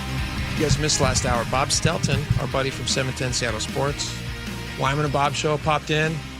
Talked about his hit and run accident. We're trying to help him solve the crime. We're on it. We're on it. And it's a shame that we have to Seattle Police Department they're not having a great year. Well, they've been busy doing other things. I understand they're pulled in a lot of directions. They're understaffed and all that stuff. But when you have a local legend get hit and run on his motorcycle, you got to make that happen. You got to solve that case. Anybody in an accident deserves at least know what's going on. But especially famous people. Especially famous people. We like Bob a lot. Obviously, we want him to get this crime solved. All right. Run it down, man. We got a lot of stuff to get to. It is the 1 o'clock rundown. Top stories coast to coast. We're starting this one in Milwaukee. There's 3 stories we're going to cover today. We got a Milwaukee election that had some 12th hour, 11th hour. What's the term? 11th hour. Well, actually, the efforts from the 11th hour into the 12th hour into the 1 a.m. hour. Into the wee smalls. The wee small. You don't know how accurate of a prediction that is. I'm going to play a Sinatra thing in just a little bit. Oh, well, perfect. The wee small hours of the morning. That's what they were doing. That's the only thing that describes this. When the world was fast asleep, everybody was watching in Milwaukee. This is really interesting because in Milwaukee, you have this character whose name is Francesca Hong. She is a DSA Democrat Socialist of America. So it's kind of a throwback to our first segment of this show. She's running for, this is a statewide race. She's running for governor. Yeah, it's the Democratic primary for governor. And she was leading by all polls. Did you see all the different polls had her leading by double digits? Well, because her challenger, David Crowley, the more moderate Democrat, wasn't in the race a couple months ago. He was in the race and then dropped out. And then the candidate he endorsed, for some reason, his candidacy completely tanked as well. So Crowley got back in the race to give Democrats in that state a choice against this onslaught of Democratic Socialist candidacies. So this lady, Francesca Hong, I guess she would be kind of like a Milwaukee version of a Katie Wilson, right? That's fair to say. Yeah, a Milwaukee Katie Wilson. She was leading by, look at some of these numbers. These are wild, some of these numbers. The State Navigate poll had her leading by 22 points. The public policy polling had her leading by 18 points. Marquette University has her leading by 25 points. Those are blowouts. That's not even a question. You're just wondering how much she's going to win by. That's not really even a question of can she possibly not win. Am I wrong in that, in those numbers? No, if we look at numbers like that. Those are really big. Okay, so here's what ends up happening. This is really bizarre. So everybody in Wisconsin and, all the, poliophiles who like watching this stuff, they're watching late into the night, and they're watching as the results are now coming in. And they're noticing that there's a hiccup. They don't seem to be giving out the poll number, the actual ballot numbers like they should be. And people in this case, I'm going to play you a clip from NBC here in just a second. Steve Kornacki, who does a great job for NBC.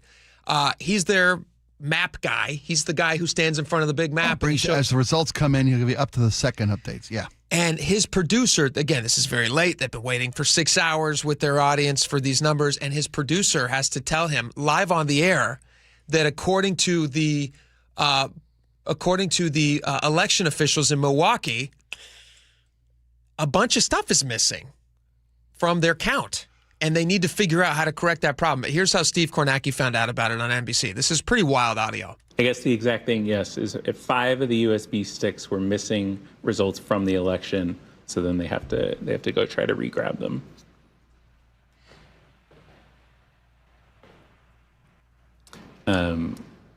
Yeah, and they're all the folks behind the scenes are talking about this as well. So we can also look. It's unfortunate. The folks behind the scenes here, you're saying? Yes. Are how do I ask this artfully? He's trying to figure out how to deliver this to the. How do you put this story out there to the audience? They're just being told, hey, 5 of the 9 USB sticks where we collect all of this information and then we take it and let you know who your next Democratic governor candidate is going to be.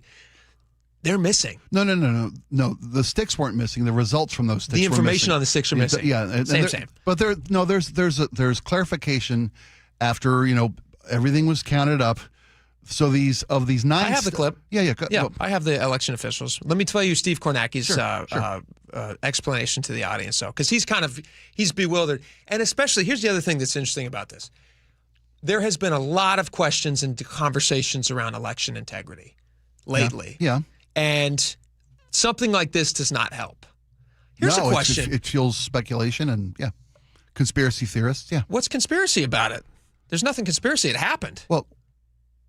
Yeah, I could tell you how conspiracy theorists. You said 5 sticks were missing. Yeah. They weren't. Sticks were never missing. The information on the sticks is missing. But that right there, that's a big difference between the sticks are missing. No one knows where the sticks are. Now we say, are those actually really the sticks? You see what I'm saying? Yeah, I see what you're saying. So, I got you. Somebody pushed the wrong button on 5 of these 9 sticks with results. Just a totally normal thing. Nothing to worry about here. I'm not saying that. No, I'm asking. Do you think that's what happened? That the explanation given by the election people of Milwaukee saying, yeah, what they downloaded was the audit logs, not the results of those counts. Okay, so then they have to go back in and collect the correct information off of those 5 sticks. Yeah. Get the right votes. Yeah. The sticks were never out of official possession. Okay, they weren't missing somewhere. They weren't compromised. Gotcha. Somebody made an error in uploading information into the system. Hey, human errors happen. They do. Absolutely. You listen to this show, we make them every day. I understand you and me both. I got you, brother. This is Kornacki's reaction after 6 hours of waiting for this information. It's like I know we've come so far here. It's been 4 hours since polls closed. It's been an unbelievably interesting and intense night here, and it really is coming down to this one giant, update in Milwaukee. But man, we waited 90 minutes for them. They did this whole procession, and then they find out there's nothing on the sticks, and yeah. So it's just my way of saying I'm just trying to say the audience here, so I don't abruptly ending on them just why we're doing this, because the audience has been with us for 4-6 hours in some cases for this moment that didn't happen. All right, here's the election officials explaining the error and how they're going to fix this problem. And the results. What we uncovered was that 5 of the sticks had the audit log downloaded and not the results. It's a human error. These things can happen. So basically what we need to do is go back to the operations center and we're going to download out of those 5 machines the results and make sure that's not the audit log. So we have the reports printed from the first download. We're going to reprint and start the process so that we can compare those results. We invite you to come join us. Milwaukee Police Department will come with us too. And so we'll re-download those results and then send them back here to be uploaded. 5 machines are at issue? Correct. Not the machines, the sticks. So the download process was the audit log was downloaded, not the results. Out of how many sticks? 9. And so you will only be reviewing those 5 sticks? Correct. Okay, so they're going to be redoing those. They look like idiots. Are you worried at all about them? Here's what people will ask. Sure. Are they in a position where maybe they just didn't like the results and maybe they figured out a way to go back and correct the error? I don't see any way that that's the case here. I really don't. Yeah. She's up ahead. She's ahead by, Marquette says she's up by 25 points. Well, when was that poll? Days ahead, an hour ahead. Right before. All the different polls. Right before. She's way ahead. Crowley had already been back in the race. She's way ahead up until the night of. So, well, the question is, do you think there's integrity to the count? Does the fact that they're saying, my question. Yeah, do you think that I think there is integrity. I mean, if you look at what the sticks were never out of possession, they weren't compromised. They clearly downloaded the wrong piece of information, not the results of the voting, which are kept on these sticks. I mean, the delay doesn't look good. They look like idiots doing it. Sure. But if it's going to call into question the integrity, it should call into question. But then also you should be able to trust the results if they say, look, the sticks, these are the results that were on the sticks. These are the audits that were on the sticks. Somebody made an error in what they downloaded. They have to go back and do that process correctly. Yeah. I mean, is there questions to be asked? Sure. Do I still trust the integrity of the election? I do. Okay. I don't. I mean, this would be the. I mean, again, we don't live in Milwaukee. So no, we don't. But if I was sitting there watching, if I was the overall question of election integrity. No, but if I was sitting there watching, and I've been told, like for this, and again, I'm not interested in DSA candidate Hong winning the whole thing. I don't think she'd be the best governor for Wisconsin. But neither do traditional Democrats. Well, there's my question. I know. I hear you. There's brother. my question. I hear you. You look back at the Biden stuff. You remember when Biden was basically stepped aside? Mm-hmm. They stepped him aside. Yeah, as they should, because he was unfit to run. Why did they do that? Why did they make him step down? Yes. Because they realized he couldn't win. He couldn't win. There's my question. Yeah. Isn't it possible? Isn't it possible that that's also what's happening here? Francesca Hong, very, very far left DSA candidate running against a Republican for the highest office in Wisconsin in November. They're going to be competing against each other. Her odds of winning against him, because of the statements that she has that's made, that she's on record and all the videos and all the posts and everything, it becomes much harder for them to win that seat, that office. Okay. Is it possible that they said, hey, what if we pick like a more traditional county executive like Crowley? Get him back in the race. A guy who had already dropped out. I mean, there's a lot of stuff happening that feels like, boy, that's an amazing confluence of coincidences. I'll give you that. But then I'm also going to look at, is there evidence of any wrongdoing? Is there any evidence of wrongdoing? Here's what I would suggest as evidence. The fact that they say 5 of the 9 sticks had the wrong information. We're going to go back and get the right information. If I was the Hong, here's what I'm saying. Sure. If I was in the Hong camp, I would say I want a big time investigation into exactly and they should. Everything. Yeah, they should. Yeah, absolutely. And if the investigation shows nothing, let the questions being asked be answered. Yeah, there you go. Yeah, that's fair. Okay, we got another story. We got 2 more to get to real fast. Decoy flight. What's a decoy flight? Oh, okay. It was reported this week that when President Trump left Turkey about a month ago, you remember he took the brand new beautiful Air Force One from Qatar over to the event. And then it was dictated that gorgeous that it didn't have proper. The New York Times reported it didn't have proper defense equipment on board.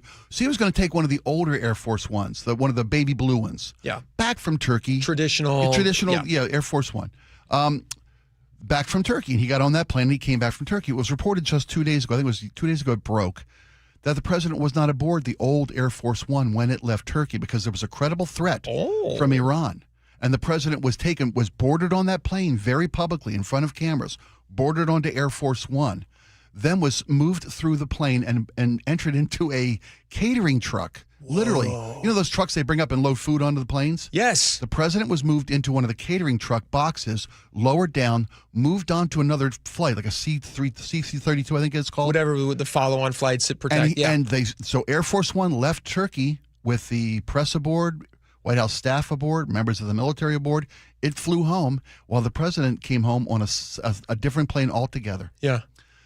And it just was revealed this week that there was such a credible threat.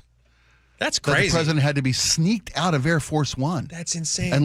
But here's what people are complaining about. I mean, Secret Service dictated there was a credible threat. You move the president off the plane. Yeah. Absolutely. That's the right thing to do. Yeah, end of story, right? End of story. Well, except this. When the president says, I'm going to be on this plane, I'm leaving, if I go, and he said, if I go, everybody goes, about the threat, okay? Because he was referring to about the fact that the new Air Force One doesn't have defenses. Well, when the president got on the smaller plane, the regular cargo plane, and secretly left the country, the old Air Force One took off anyway. Yeah. With this credible threat. And now, the old Air Force One is the one that everybody... That's what we know, baby blue. That's the one that people were like, why don't you just fly that plane? Right. Well, the Qatari one's nicer. It's a bigger, nicer jet. Yeah. And the old plane, there's already a couple of upgrades being built by Boeing. But the old plane has all the safety stuff. Has all the safety tools. Okay. Yeah.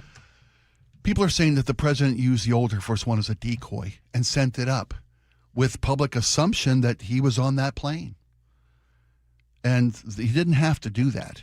What would have been the just not fly? The alternative would have been to put him on that smaller plane that no one knew he wasn't aboard Air Force One until weeks later, almost a month later. Okay. Fly the plane out of there. And then when he's safely at home, then say the president was, for security reasons, not aboard Air Force One. Here he is on TV, safely back in the White House. Now bring that plane home. And there, people are saying that plane in the sky, with a credible threat, enough of a credible threat to remove the president from the plane, was then flown home. Then you shouldn't have flown that plane. Shouldn't have flown that plane home. You put all those people at risk. Enough of a risk factor that you felt enough to take the president off the plane. Yeah, the extra risk is an interesting twist in the story. I would imagine anybody who travels with the president is probably briefed on the fact that he is always, which is why he has a Secret Service, always under constant threat. Sure, absolutely. And whether they're credible or not, you don't know. But if you're getting near the president, you are taking on some assumption of risk. Yeah, that's true. That you could be in harm's way. Nobody on that plane knew the president was taken off the plane. Interesting. It's reported today that some staff members got wind of the fact that the president wasn't going to be on the plane, and they were moved to the smaller plane. Sure. Secretary Hegseth. Yeah, I imagine one of the president's. The president likes to have those people. One of the president's close personal aides, I forget her name, a young woman was moved. They call her the human printer. I can't remember her name, but we've heard about her before. She's a blonde. She's always at the president's side. She's really good handing him information. She's really good at printing things. Yeah, and she hands him, things to say and stories the details that he likes. She's right there with literally the mobile printer. Anyway, she and several others were also on that plane, but the fact that the plane left. And, there was a credible threat against... People are very upset. Yeah, a little bit. Yeah. I feel like there was no need to put that plane in the sky if they knew there was a credible threat at all. Yeah. To get the president home, let him know that you missed your chance, bring it home. Do you think that flying that plane was helping the C-230 take off as a separate thing? Yes, probably so. Could the president have just flown on the C-230, but Air Force One never takes off? But they likely would have then known that he was on C-230, right? No, because they're just going to stay in that country indefinitely? Well, 2 hours. Delay the flight for 2 hours. And then you get them into England. What was the threat? There was a credible threat, the assassination attempt against President Trump. They got wind that day from the Iranians were going to make an assassination attempt on President Trump's life. I'd get him out of there. That's what they did. Have you seen Air Force One? With Harrison Ford? Harrison Ford? Absolutely. That's very good. It's a great movie. Yeah, good movie. He takes out Gary Oldman, who's the bad Russian guy, Russian villain. Great movie. Yeah, it's very good. Yeah. In fact, in that movie, they try to get him off the plane to sacrifice everyone else. Right. And he says, I'm not going to go. I'm going to fight these guys. Right. You get off my plane. Right. Oh, yeah, brilliant movie. It's the first R movie I've ever seen in my life. Great movie. So good. In fact, I was over at a friend's house when we saw it, because I think it came out in like the mid-'90s or late 90s. And they called my parents to ask if I could watch it, because they're good parents. That's good parenting. It's R-rated. That's There's respect. It's a lot of respect. stuff. Good It's for still them. one of my favorite movies. It's a great movie.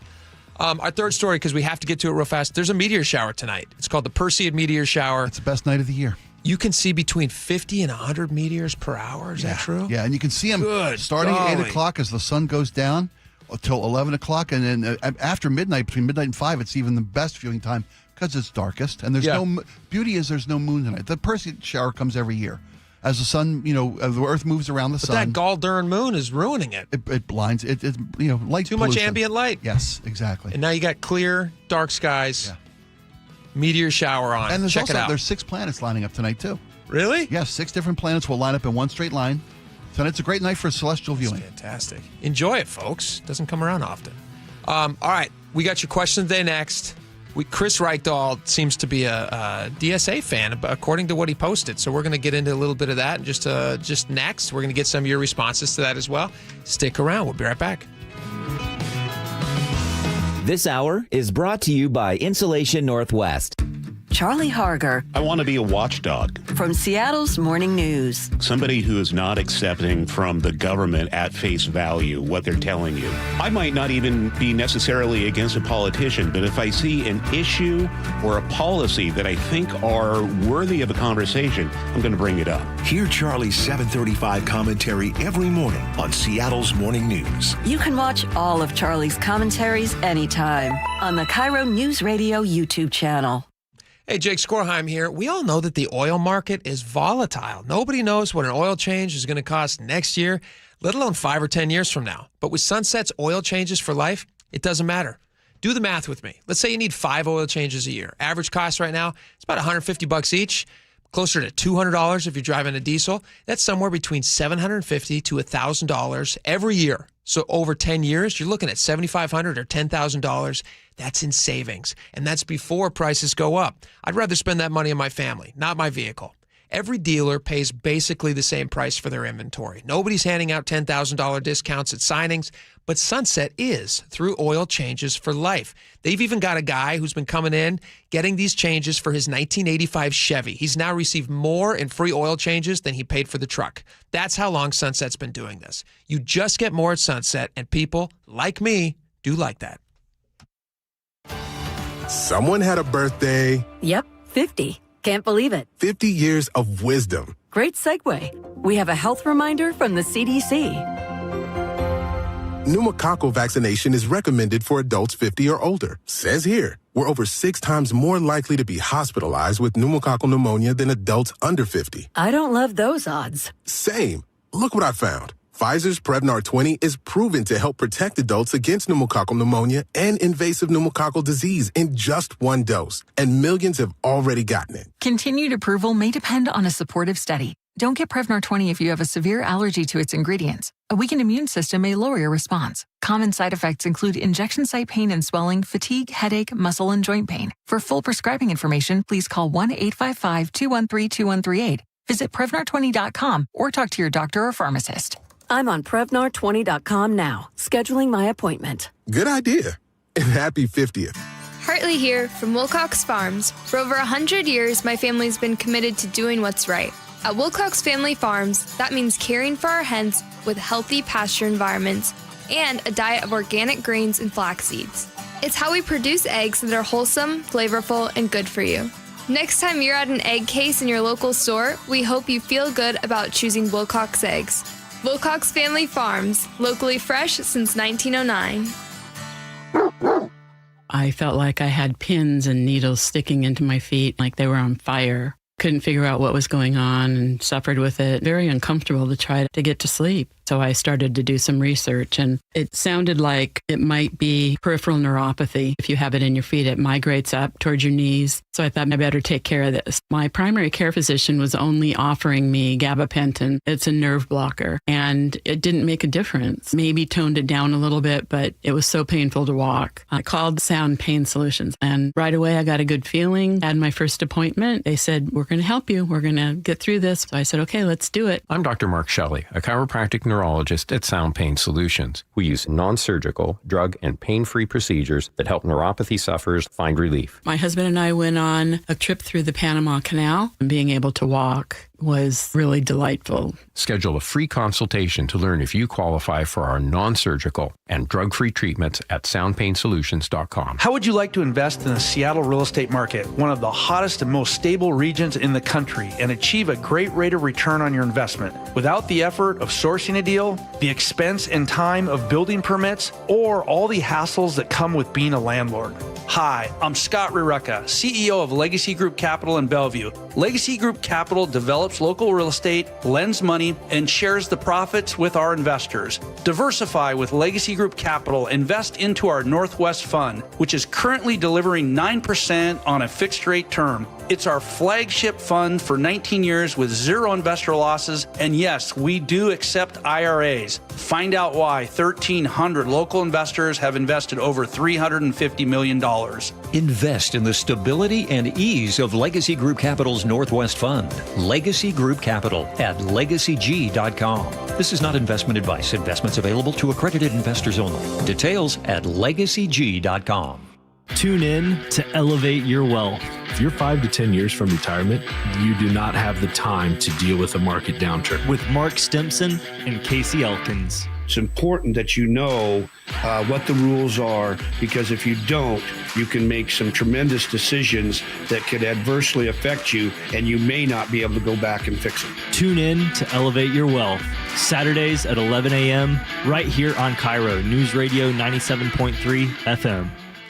If your water heater's failing or running out too fast, we've got CM Heating's Comfort as a Service program. Get a new system starting at just $44.99 a month with lifetime repairs and maintenance included. Book your free estimate today at cmheating.com. License number CMHEAHL 750LP.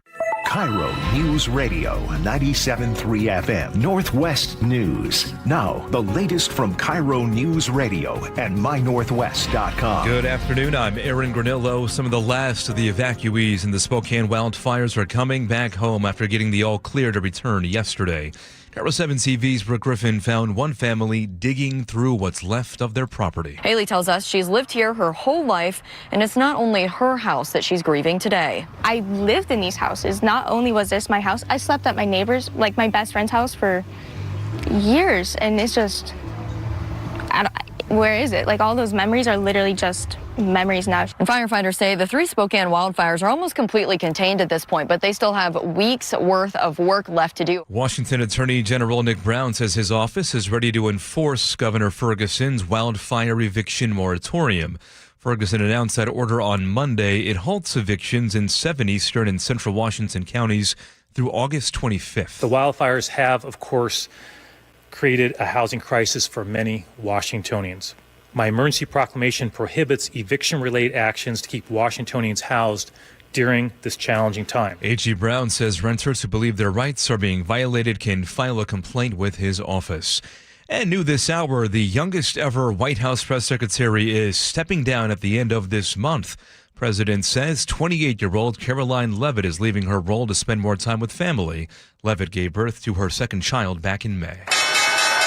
For the closing bell report now, and mixed results on Wall Street. The Dow losing 21 points, S&P up 20, NASDAQ gained 143.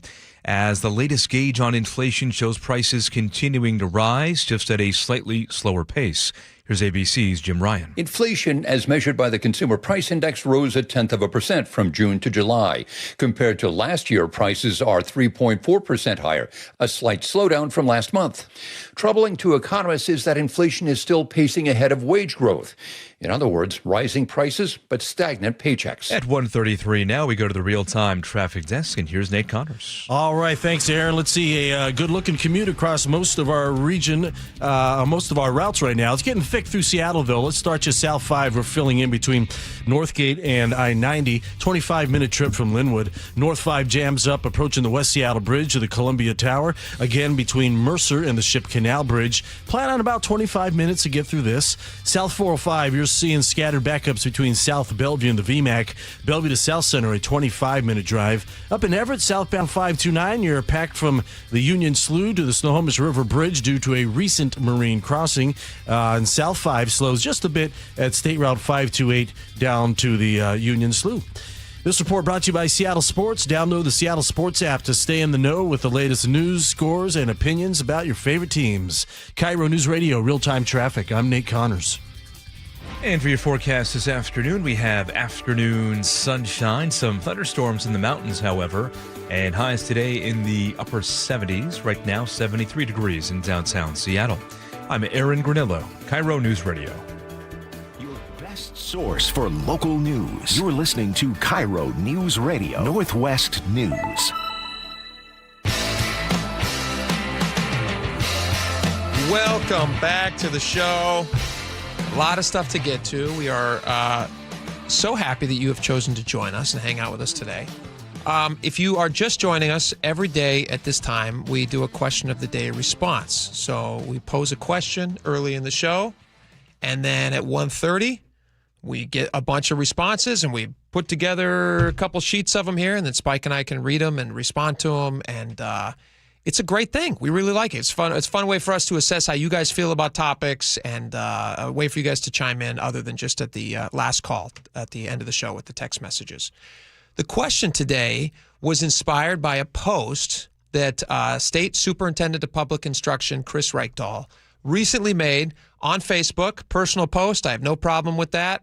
But what he talks about in the post, I thought would be interesting for people who have kids in school to know about. And so, Spike, you read this earlier. Do you want to read it again, or do you want me to read it? No, I can take a better shot at it. You want to take a better shot at it? I know what the and now we know what perseverating means, which helps because that really just gave me a curve.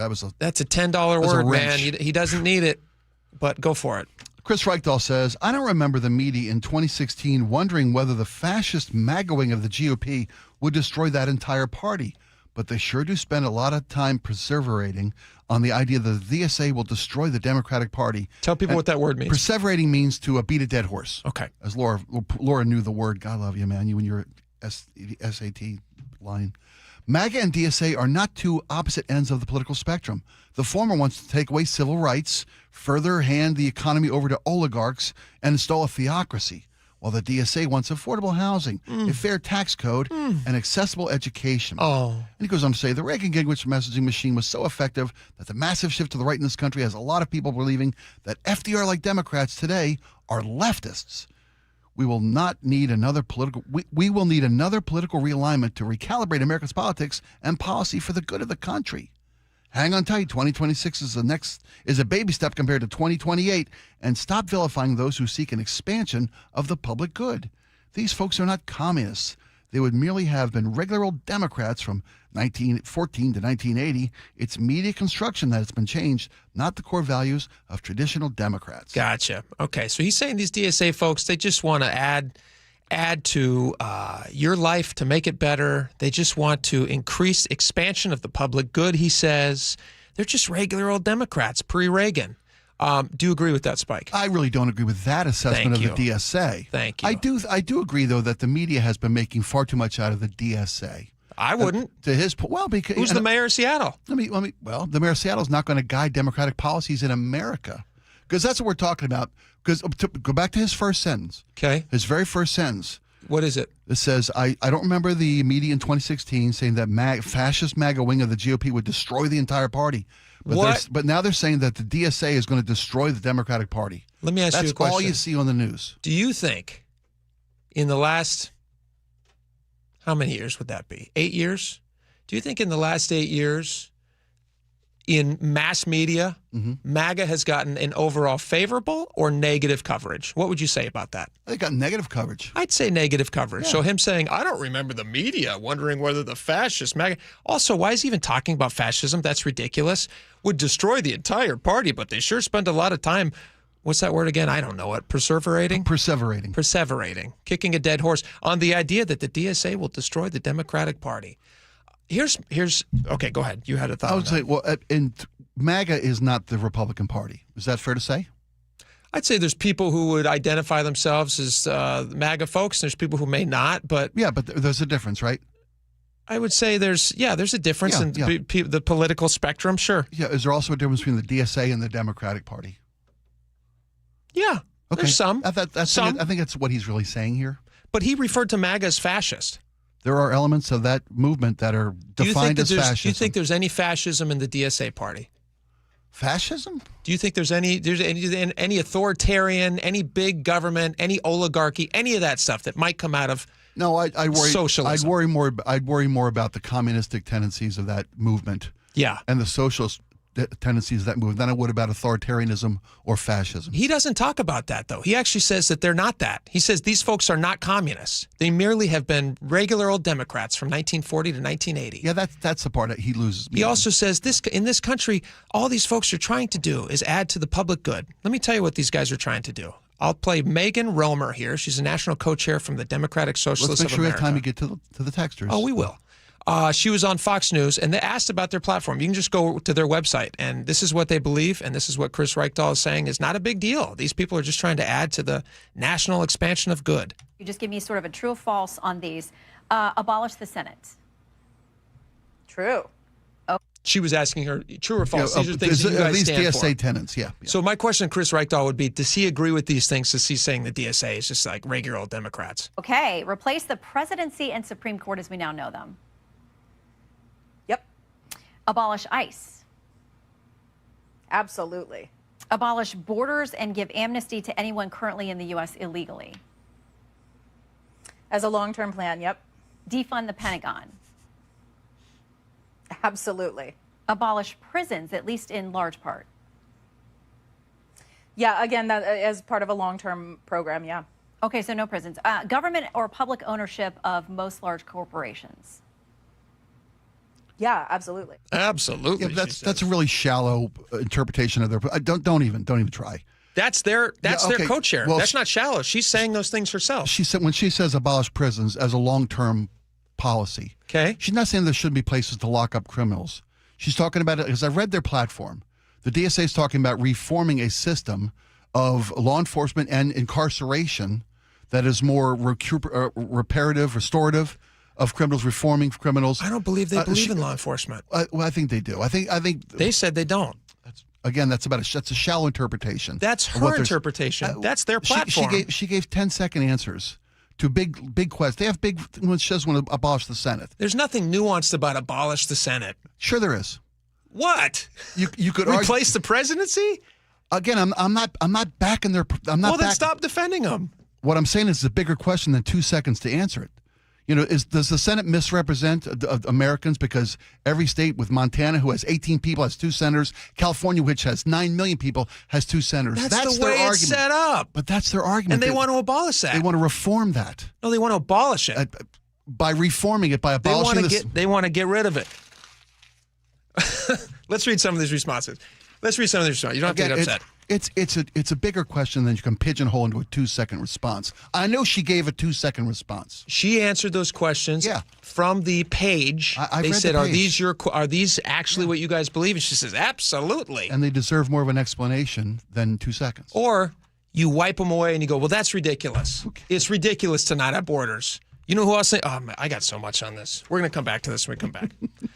All right, let's read some of these responses, and we're going to continue this conversation right now. Yeah. No, we're not. This is a horse that needs to be kicked to death. Bruce in Capitol Hill. Go ahead, Spike. Bruce says, "Hey, guys, great show so far. If you believe the superintendent's statement that these are regular old Democrats, answer me this. Why do the DSA keep running opponents against the regular old Democrats? It's obviously what's going on here." Matthew in Tacoma, communism and socialism are 2 different kinds of thinking about the general public. Do some research and you'll understand better. Oh, thank you, Matthew, so much. Oh, yeah. Fernando in Seattle says, a lot of the DSA candidates call themselves communist. The nutjobs in the DSA don't speak for this Democrat. Scott in 360, FDR Democrats would be moderate Republicans of today. He's not wrong about that either. Christy in Gig Harbor. You dudes are both awesome, and we are all lucky to have you on the local airwaves. Oh, let me read Christy, that you're so again. nice. You dudes are both awesome, and we are all lucky to have both of you on the airwaves. But Jake, why be okay with Swank's public online nonsense, but not Reichdahl's? Aren't they both public servants funded through tax dollars? Aren't they both askew? You seem flippant and quick to accept Swank's online rhetoric, which doesn't seem logical. Have you guys had a great? You guys have a great rest of the show. Thanks for what you do. Christy, I started the segment by saying I'm totally fine with them both saying both things. It's okay for me, though, to also say that I think what's his face here is saying, Reichdahl, is ridiculous. He's in charge of all the instruction for your kids. And if he believes these things, if he believes that the DSA is just people who are trying to add to the public good. What does he say here? They just want to add to the public. What is this? Find this for me, Spike. Add to the public good. Expansion of the public good. Yeah. Well, they want to abolish the Senate. They want to replace the presidency, and they don't want borders, and they want all these different things. I don't know if I would be super happy. I can tell you, I'm not super happy about that. As a person with kids in public school, hearing him say this, I don't like it. That's my opinion. Yeah, a lot of their platform is a little bit way out there. Way out there. You know who else thinks it's horrible? Chris Matthews. I'm going to play a clip from you next from Chris Matthews. Good old Democrat from back in the day. Who I like Chris Matthews, actually. He's very entertaining. Yeah. Let's see what Chris Matthews The has to hardball, say. right? Yeah. Yep. We're going to get back when we get back. Stick around.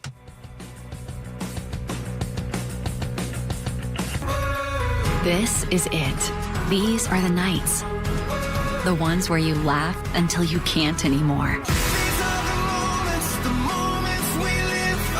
And smile until your head hits the pillow. Where everything feels just right. Because it is. Muckleshoot Casino Resort. Must be 21 and over. Please gamble responsibly. Folks, if you are considering assisted living or memory care for yourself or someone in your family, do me a favor and check out the folks and what they do at Aegis Living. Go to aegisliving.com/spike and book a visit. Here's what you'll find. Luxury amenities, resort-style living, chef-prepared meals, and a level of care that has earned them recognition across the country. Seniorly Magazine rated Aegis Living the #1 senior living community in all of America in 2025. That's after 500,000 reviews of 60,000 communities coast to coast, and Aegis Living was ranked #1. Go to aegisliving.com/spike and book a visit today. Take me out to big trees, take me to see the leaves. Privacy screens and evergreens, you already know they have thousands of trees. Big Trees for tree sales and transplants. Find Big Trees in Snohomish or BigTreeSupply.com. Eric Johnson here. I spent the past 30 years working to help make our community better informed, better protected when it comes to consumer issues, and better equipped to take on whatever life throws at us. That's why I love the free Washington Accident book series from Davis Law Group. These books keep us better informed about the law, better able to protect ourselves on and off the road, and better off when all is said and done after an accident. Chris Davis didn't have to write these books. He did it because he saw a need.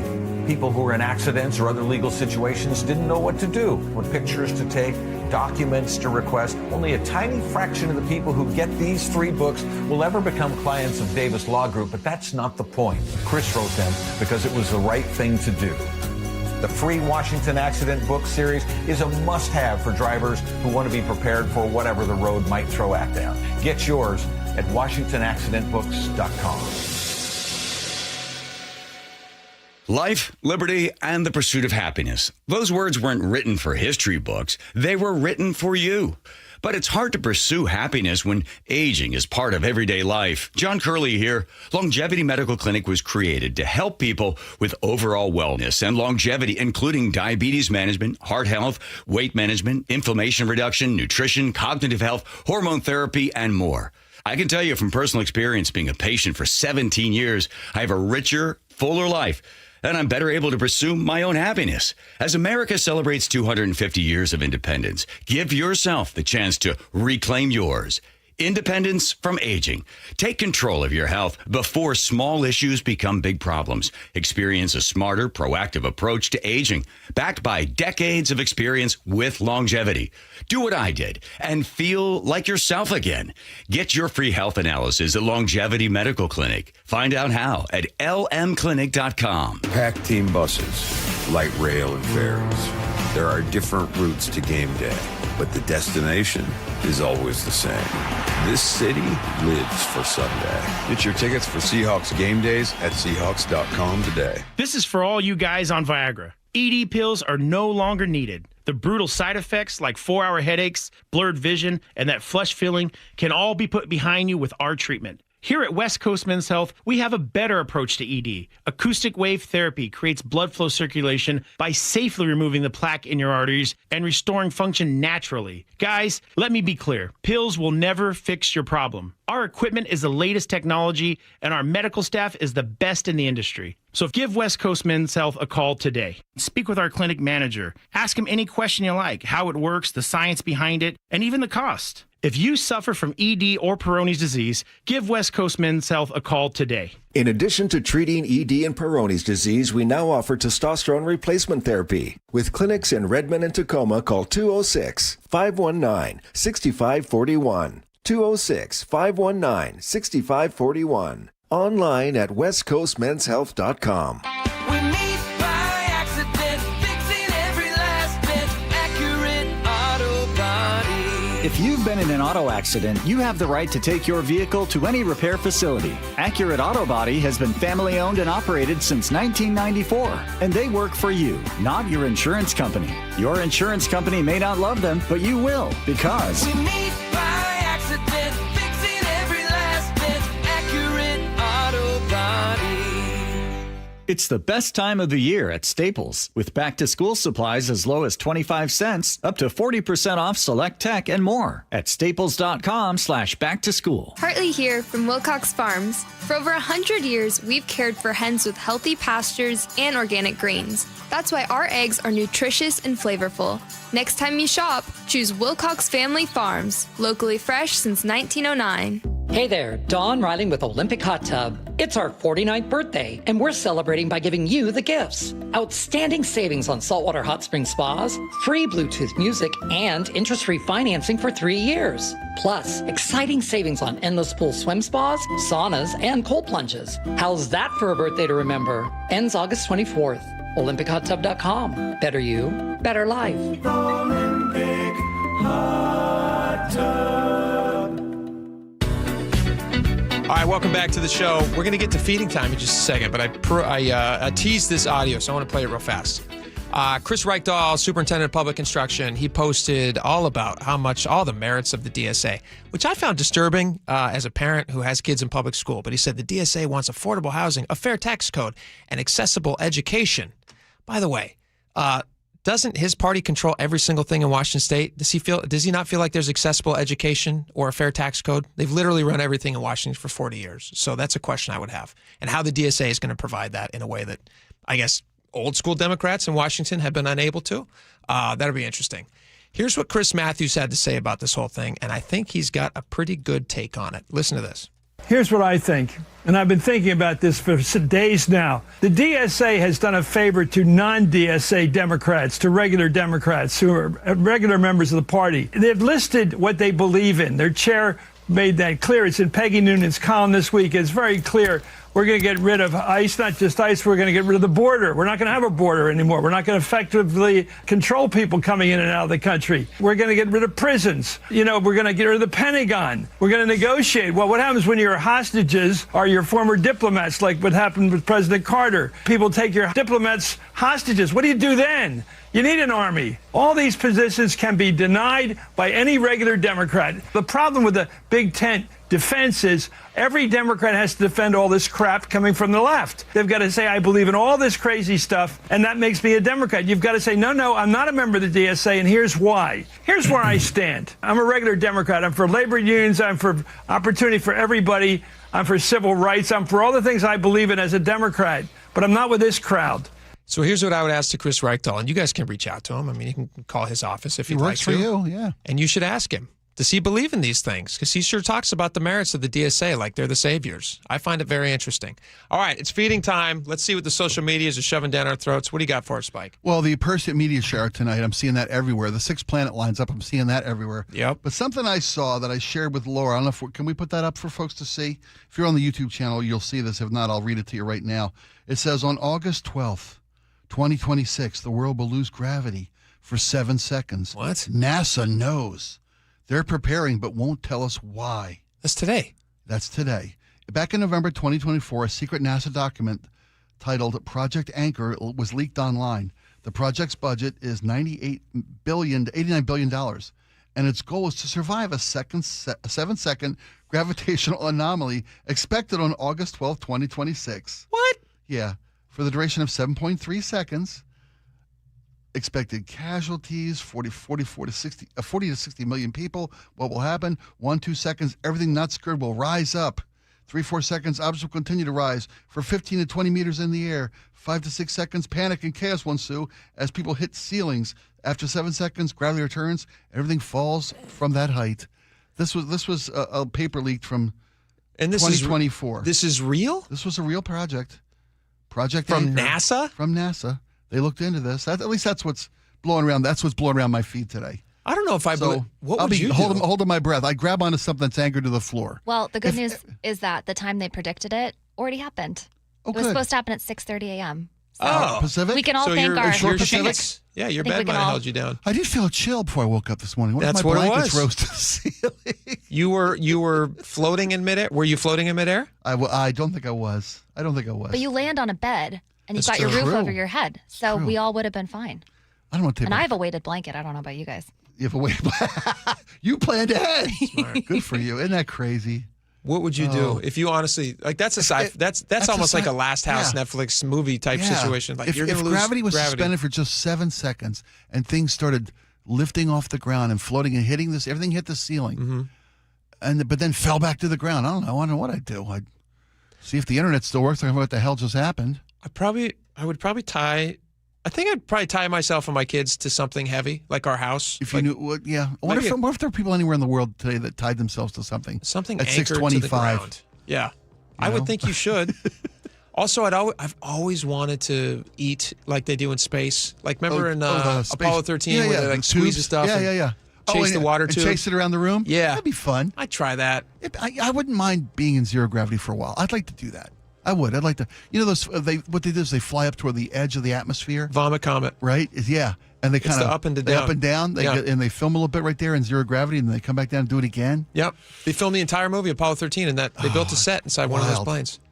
Really? Yeah, you knew that. I did not know that. Yeah, all the stuff of them floating in space is really them inside floating. And they a filmed plane it. that they filmed up to zero gravity. They filmed it like 8 seconds at a time, and they would do a scene, and they would. Wow. Isn't that amazing? I'd love to experience it just once, but then never again. So sick. Yeah, I think I'd get really sick. I can't do a backseat of a car. Yeah, I'm going to go up and fly up near the Me neither. edge of space. I wouldn't either. All right, we got a lot more coming up. Also, is there a recall of Seattle Mayor Katie Wilson? We'll find out next. Stick around. Be right back. Hey, I want to introduce you guys to a brand new sponsor to the show. I'm very excited to welcome Phil Mitchell from Sunset Auto Family. Welcome to the show, Phil. Hey, thanks, Jake. Nice to be here. It's so great to have you here. I want to jump right into something that you guys offer that is such a benefit to anybody out there looking for a vehicle. You guys have 48-hour used vehicle exchange. Tell me a little bit about how that works. Well, basically, we want to take the fear out of buying a pre-owned vehicle. So we give you 48 hours. You take the car home, you decide if you like it. And if you like it, you keep it. If you don't, you bring it back, and we try to find you something you do like. All right, so let's say a scenario. I see something I love. I'm worried that it's not going to be there next time, so I jump on it real fast, and then I get it home to my garage, and it doesn't fit. I can bring it back? You can bring it back, and we'll find you something that does fit. It just takes all the fear out of it. There's no more guilty feelings. You don't have to be stuck with it for 5 years or 10 years. You bring it back, we find you something that works. Sunset Kia in Auburn, Sunset Ford, and Sunset Chevrolet in Sumner. You just get more at Sunset, and people do like that. Man, I love this place. I've been surfing here since I was a kid. Now, seeing my grandson out on the water, it means everything to me. Watching him and taking in the blue waves, the sea breeze, the blurry horizon. If you have geographic atrophy, or GA, subtle changes in vision could mean it's progressing toward irreversible vision loss. Izervay is proven to slow GA progression and could help preserve your vision for longer, so you may keep seeing the world around you. Izervay, or avacincaptad pegol, is an eye injection. Don't take it if you have an infection or active swelling in or around your eye. Izervay can cause eye infection, retinal detachment, or increased risk of wet AMD. Izervay may cause blood in the white of the eye, blurred vision, or a temporary increase in eye pressure. Do not drive or use machinery until vision has recovered after an eye injection or exam. Ask your retina specialist how you can slow your GA with Izervay. To learn more, call 1-855-IZERVAY or go to izervay.com. Paid for by Astellas Pharma. Join in on the conversation by sending a text to 888-973-5476. That's 888-973-KIRO. With Progressive's Name Your Price tool, you can choose the best coverage option for you. Because you know you. Like, you know you can't cook. You're not one of those people who say that they can, but when people come over for dinner, they find out the hard way, you can't. You can't even microwave popcorn, and that's literally just one button. Plus, measuring and patience are huge parts of cooking, and that's just not you. Only you know you. So get coverage options within your budget with Progressive's Name Your Price tool. Progressive Casualty Insurance Company and Affiliates. Price and coverage match limited by state law. Everywhere you look, things are getting more expensive. But at Consumer Cellular, we're lowering the price for those 50 and up. Now you can get unlimited everything for just $35 a line. That's $35 a month for unlimited talk, text, and data. Switch to the carrier ranked #1 in network coverage and customer satisfaction and get unlimited everything for just $35 a month. Call 1-888-FREEDOM or visit Consumer Cellular online or in-store today. Price includes $5 credit for autopay and e-billing. Taxes and fees apply. Data speeds reduced after 35 gigabytes. Rankings done by 2025 ACSI survey. G and Ursula on KIRO News Radio. You're not going to be able to stop what's going to happen. I hope he's successful. 9 to noon, streaming live on your smart speaker. Join the conversation and text your favorite show on the KIRO News Radio text line at 888-973-KIRO. That's 888-973-5476. Powered by Muckleshoot Casino Resort. Seattle loves to celebrate big hits, touchdowns, Seahawks! and even parades. This city lives for Sunday. Get your tickets for Seahawks game days at Seahawks.com today. Your best source for local news. KIRO News Radio. KIRO FM and HD1. Tacoma, Seattle. Northwest News. ABC News, I'm Michelle Franzen. Caroline Leavitt is leaving her role as White House press secretary. President Trump announced her upcoming departure. Leavitt is the youngest person to hold the position. She leaves at the end of the month. No word yet on her replacement. The Ebola outbreak in Congo on track to surpass the deadliest on record more than a decade ago that killed more than 11,000 people. The head of the World Health Organization, Dr. Tedros Ghebreyesus, says the majority of cases in eastern Congo is considered the fastest growing one yet, killing over 2,000 people since the WHO declared the outbreak in May. The outbreak had a big head start. It's still way ahead of us, and we're playing catch up. The rare virus blamed for this Ebola outbreak has no approved vaccines or treatments. Inflation dipped slightly last month compared to June from 3.5% to 3.4%. Prices in many sectors are still high, though, including groceries and transportation. This is ABC News. A major university is making big changes to its grading protocol for some incoming freshmen. ABC's Hannah Bata has details. Beginning next fall, instead of getting an A, B, C, or D, some first semester freshmen at the University of Michigan will get only a pass or no credit. And neither designation will count toward their GPA. The university says this will allow students to explore a subject that may not come easily to them or take a course in a new field without the fear that a low grade may have long-term consequences. The school says the goal is to help students start strong and curb the mental health crisis unfolding among college-aged individuals. The pilot program applies to students enrolled in the College of Literature, Science, and the Arts. Major hoops news. Multiple sources tell ESPN the Los Angeles Lakers are being sold to American businessmen Josh Kushner and Bob Iger for over $12 billion. That's a record-breaking price. You're listening. Michelle Franzen, ABC News.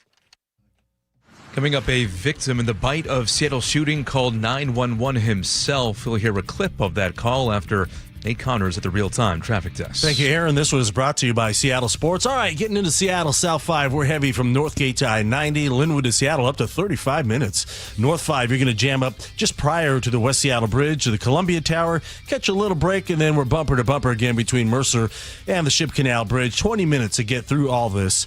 Westbound 520, thick from Montlake Boulevard to I-5. Westbound 90, all clear. South 405, we're filling in now from 520 all the way to the VMAC. You're going to get thick there at Southeast 8th. Bellevue to South Center, a 35-minute trip. North 405 slows from South Center through the Renton S curves. South Center to Bellevue, a 20-minute commute. Southbound 167 is filling in south of State Route 18.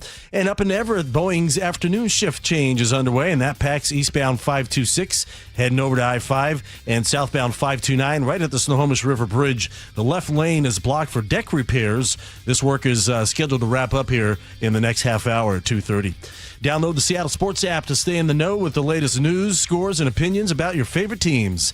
KIRO News Radio, real-time traffic. I'm Nate Connors. KIRO News Radio, 97.3 FM, Northwest News. Now, the latest from KIRO News Radio and mynorthwest.com. Good afternoon, I'm Aaron Granillo. A Seattle City Council member says he believes the decision to force out former police chief Sean Barnes was made months before the deadly bite of Seattle shooting. Public Safety Committee Chair Bob Kettle tells Jean Ursula Mayor Katie Wilson already made up her mind during last year's campaign. I believe the decision to fire Chief Barnes was made last fall. You know, there's a lot of whispering voices out there. They say different things. They say, hey, we have concerns about Sean Barnes, and this gets to the mayor. Now, Kettle says the mayor's request for an inspector general meantime review of the bite of Seattle shooting is a good idea. The Public Safety Committee is holding a follow-up hearing on the issue September 2nd. Meantime, we are now hearing a 911 call from one of the victims in the bite of Seattle shooting. KIRO 7 TV obtained that call in which the man tells the dispatcher he's been hit. Caller, can you hear me? I can, yes. I'm losing blood. Okay. Did you see who did this? I did not see who did this. A 15-year-old was arrested at the scene in what's believed to be a gang-related shooting. Police are still looking for more people who may be involved. The gunfire killed 3 people, including a suspect, and injured 4 others.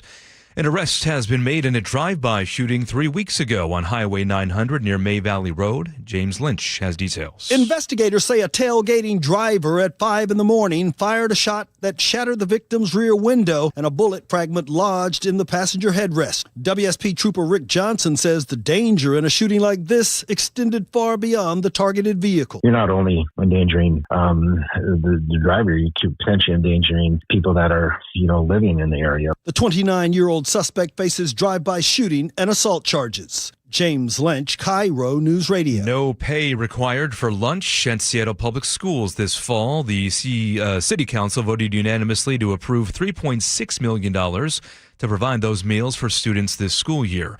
Money comes from leftover funds tied to an affordable housing project. The vote ends weeks of debates between the council and mayor over how to pay for that program. Now to your forecast. Increasing sunshine this afternoon, and highs will be in the upper 70s and low 80s this afternoon. Similar conditions for tomorrow. Right now, 75 degrees in downtown Seattle. I'm Aaron Granillo, KIRO News Radio. Your best source for local news, serving Western Washington and the world with the KIRO News Radio app. Always streaming live on your smart speakers. You're listening to KIRO News Radio, Northwest News. And now, it's time for the Jake and Spike Show on KIRO News Radio. With your hosts, Jake Skorheim and Spike O'Neill. Welcome back to the show. 2 hours down, 1 hour to go. This is a kind of a newer story. I just heard about this in the news here just a few minutes ago. Mayor Katie Wilson, facing a possible recall. Yep. A recall petition has been filed, according to this story from KUOW.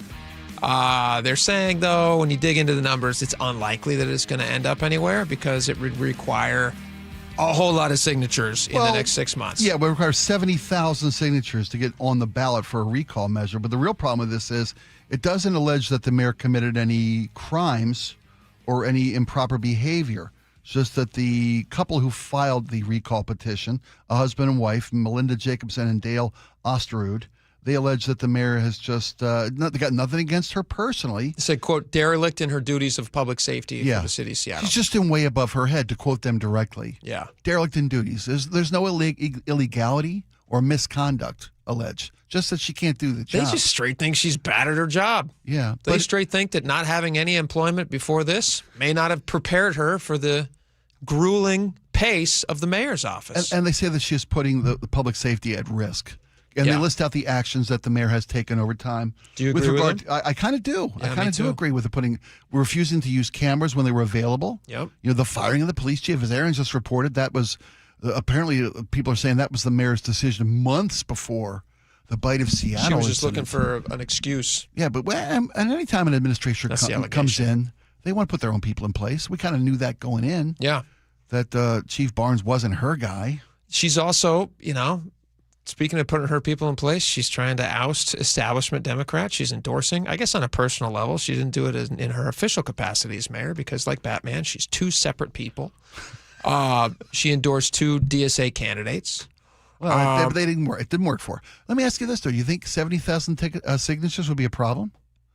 I think it's tough to get people to sign things. I don't know what it's tough to get people to sign things. It costs money. That's why Let's Go Washington, it costs millions of dollars to get stuff on the ballot. So to get people to actually go out and stand in front of a place and get a signature, to collect 70,000 signatures of Seattleites, yeah, I think that'd be tough. I think it'd be real tough. I think it'd be easy. I really do. You think so? Yeah. I think this mayor's historically unpopular. I think absolutely there's 70,000 people out there who do not like her and don't think she's equipped for the job. Yeah. However, you would also have to get that person to go somewhere to sign something. And they may not be, they might just be too lazy to do it. I don't know. According to UW law professor, there's a whole lot of reasons why something like this would actually also possibly get shot down in court. Because they're not alleging she actually does anything specific to break the law, then it may not hold up. Right. They just don't like her and think she's not qualified. Yeah, you can't just recall somebody because you don't like them. Okay. And then they also look back at the history of how many times somebody has been successfully recalled. It is really tough. Only 2 mayors in Seattle history, according to the story. Listen to all these names. These are crazy. This sounds like this must be a modern name because this is a modern story.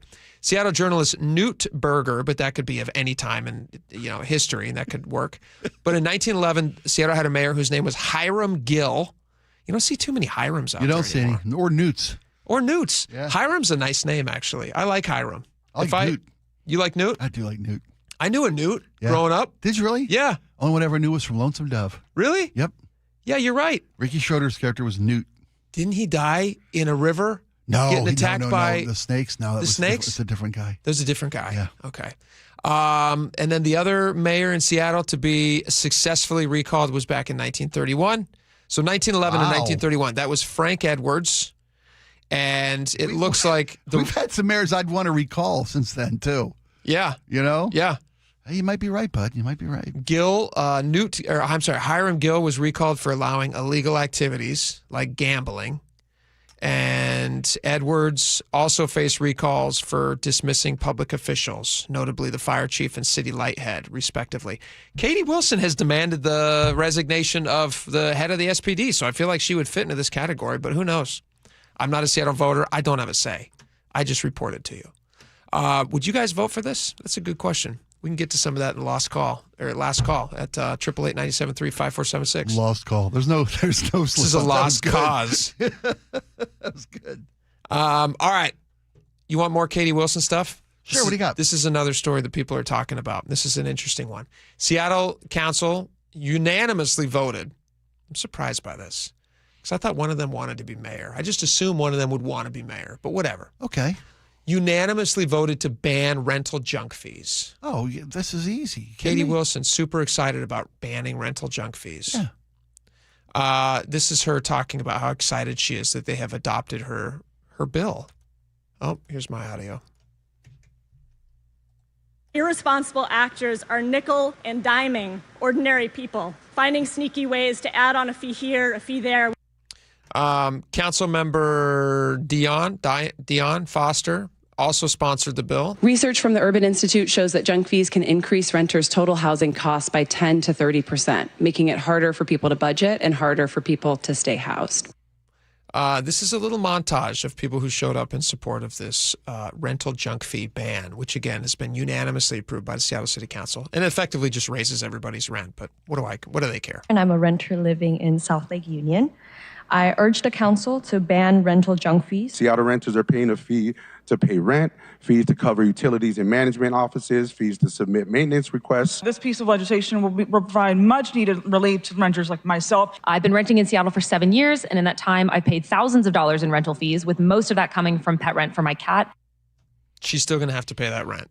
That's not going away. I know. It's not going away. Yeah, it's a very noble gesture to try to stop nickel and diming these renters in town. There's a fee to accept a check for your rent. There's a fee to process your rent payment. There's a fee to receive packages in the mailroom. There's a fee if you want to have a pet in here. There's so many fees that they tack on, and they do add up to sometimes 20% of the total of rent. But the result here is going to be that your rent's going to go up 20%. They're just going to raise it. They're just going to raise the base rent. Yeah, of course. I understand this was an effort toward transparency. You know, if you see an apartment listed for $2,000 a month, but by the time they get in there and they charge you for this, that, and the other thing, next time you're looking at $2,400. Now, since they eliminate these fees, you're not going to be paying $2,000 a month. You'll be paying $2,400. Yeah, with no additional fees. You essentially just got yourself a in pet. Cake. Yeah. Even if you don't enjoy having a pet, you just got a pet because now you're going to pay enough rent that you have a pet. Right, and that's what they're going to do. You may never get a package in the mailroom, but you're going to pay that fee because it's now part of your base rent. Yeah, which is what any landlord would do. Here's the other thing that could possibly happen. You're just adding on all these regulations. You're making it harder for landlords to be landlords. Mm-hmm. When you have rented in the past, were you pretty careful to read all this stuff ahead of time? Sure, of course I was. Yeah. Is he just assuming that everybody's an idiot and not reading contracts? Yeah. I think so. I think so. I mean, what else? How else can you interpret it? I'm sure there are unscrupulous landlords out there who will not list all the things that they will charge you. Because you got this agreement in front of you that you signed. Yeah. You're excited about getting a new. My kid's renting a place as we speak. My kid, recent college graduate, has found a place. Nice. Filled out an app. They got accepted. And I said, make sure you understand going in. And that's a great number for that apartment. Fine print. It's a great number. Make sure you take a look at those fees. Well, we don't have a pet. Okay, that's fine. This won't. By the way, this new legislation won't go into effect until next year, July 1st, 27. Yeah. So my kid will be able to get through with the fact that you're not going to need to have a pet fee. You're going to put up an automatic deposit on your rent checks. You're going to have a processing fee for your rental payment. Not have to worry about any of that stuff. But it was all written into the agreement. Yeah. It was all there for them. But they hadn't read it. What's they're it? just, oh. And I told you, I said to them, you got first, last, and security deposit? Like, what's that? I mean, new renters are naive. Not stupid maybe, but naive. What this effectively does, though, is it just takes somebody who maybe would have chosen a cheaper option because they could say, like, hey, you know what? I can't afford a pet yet, but this is a nice place, and it's $100 less than that other place, thankfully. So, yeah, I'm going to get this place. I'm excited. But because that landlord now cannot charge a pet rent per unit, he's just going to tack that onto the cost of every unit. It's going to be baked into the basic So it's going to be every single person is going to have to pay more money. So overall, this is a loss. This is making it more expensive for renters. It equates to a rent increase. Of course, across the board. for everyone, I would imagine it's not going to be good for them. This is a housing developer who's defending pet rent and why it works. The pet deposit covers wear and tear in apartment units and ensures pet owners are the ones who pay instead of passing that cost on to other renters who choose not to have a pet. Here's the other thing that's interesting, and I was reading in the Seattle Times piece about this. They talked to an ownership group who does like large apartment units, and they have a fee which would no longer be allowed in this case, where they can charge fees if you have a pet in a common area and your pet decides to go to the bathroom. Like let's say you let it run up and down the hallway. Okay. If your pet goes to the bathroom, they could pin a fee on you and say like, hey, this is a common area. This is where everybody walks through. You can't just let your dog take poops in here. You have to pay that fee to get that clean, whatever it is, whatever the fee is. Because this wouldn't allow that, that's one way to keep people doing the right thing. Like, here's another suggestion. This is what I think Katie Wilson should do. Okay. If she's going to ban rental fees, she should also ban parking tickets. Because parking tickets are very expensive, and they affect people very negatively who don't have a ton of money. And they come about when you least expect them. Not everybody knows how to read the signs out there. So it feels to me like it's unfair for the average person who's just trying to get downtown for a job, just trying to park their car out in front of their apartment. I don't think parking tickets should be allowed in the city of Seattle. Do you? No, they should just charge all of us an additional fee to live here so that in case we ever park somewhere. Well, I don't live here, so that's fine with me. But Katie Wilson, if you by her own argument, she should not be charging rental or parking tickets in the city of Seattle. And I don't think, obviously I'm being facetious and that's ridiculous. But as you lay out the fact that this is going to increase rents across the board. Of course.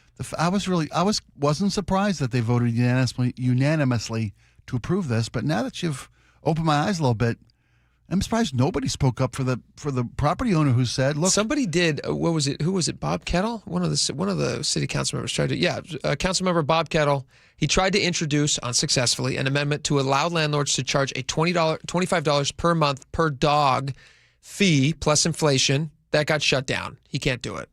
So everybody's just going to have that fee now. It's just going to be baked into the cost. It's going to be very expensive. Spread across to all tenants, pet owners or not. Yeah. This is not a good thing.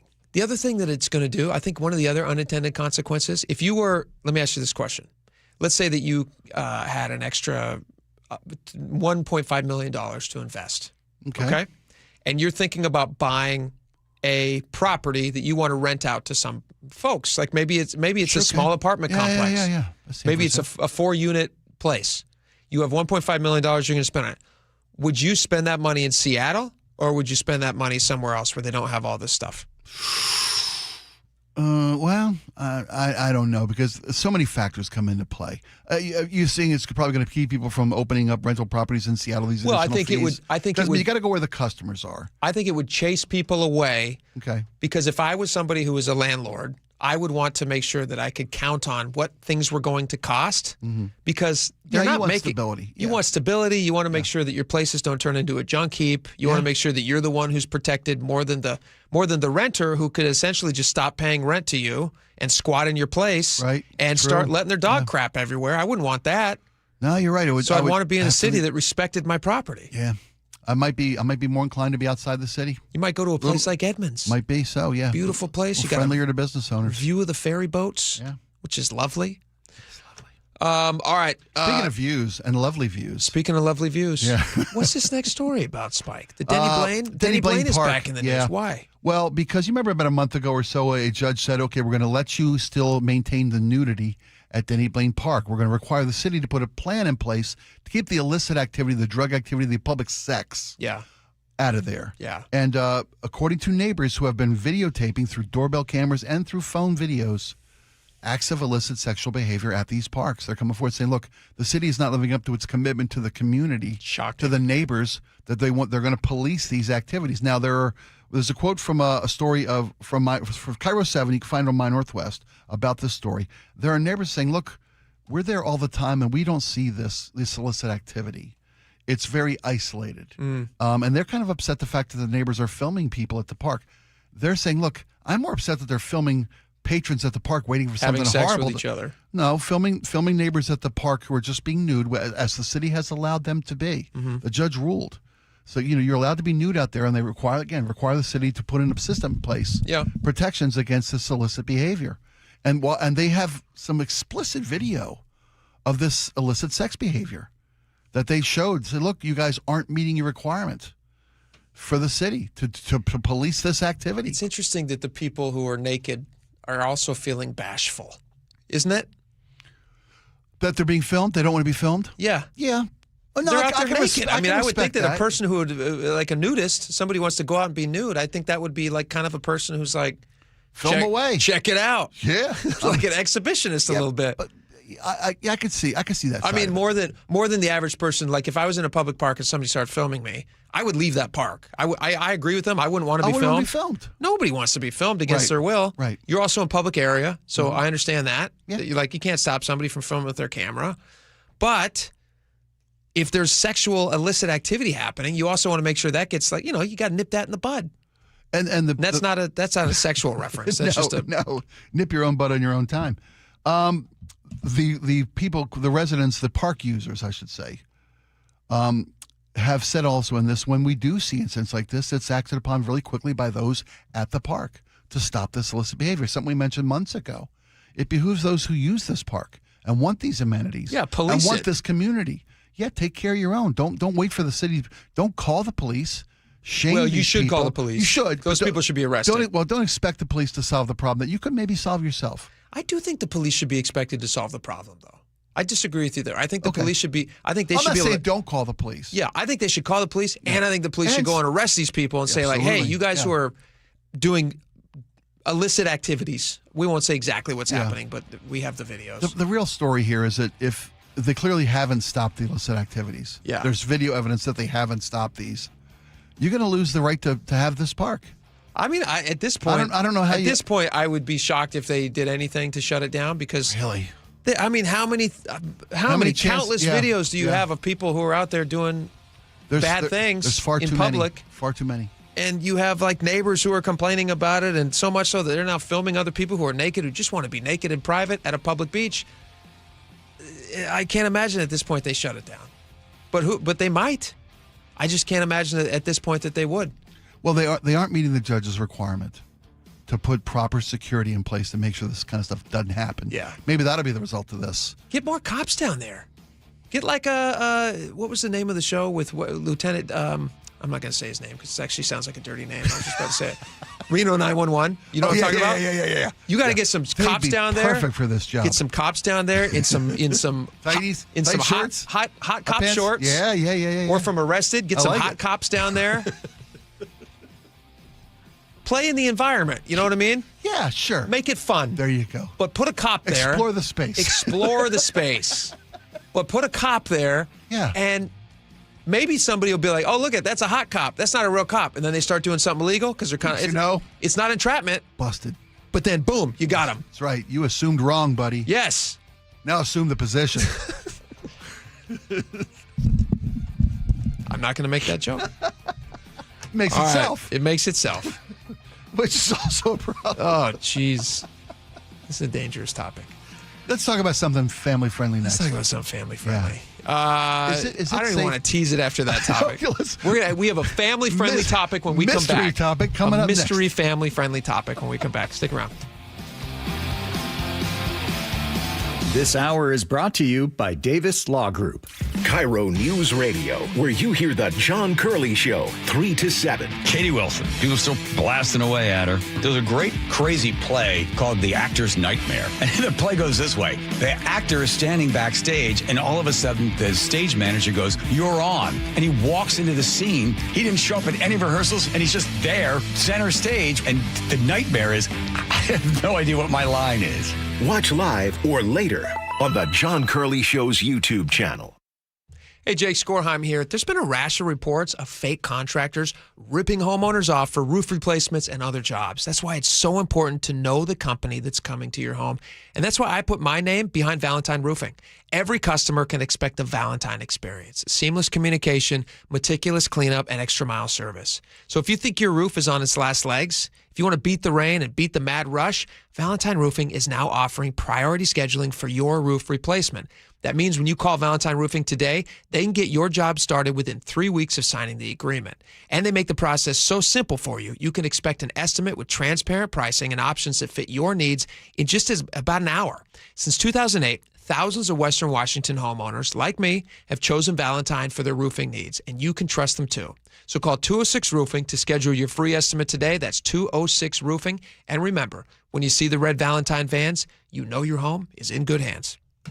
Hartley here from Wilcox Farms. For over 100 years, my family's been committed to doing what's right.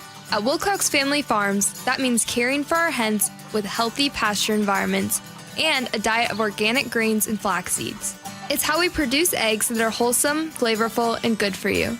Next time you're at an egg case in your local store, we hope you feel good about choosing Wilcox eggs. Wilcox Family Farms, locally fresh since 1909.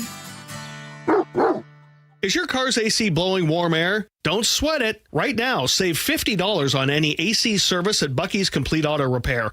Honest pricing, guaranteed work, 16 family-owned locations, and no appointment needed. Stay cool this summer. Bucky's.com. How would you like to invest in the Seattle real estate market, one of the hottest and most stable regions in the country, and achieve a great rate of return on your investment without the effort of sourcing a deal, the expense and time of building permits, or all the hassles that come with being a landlord?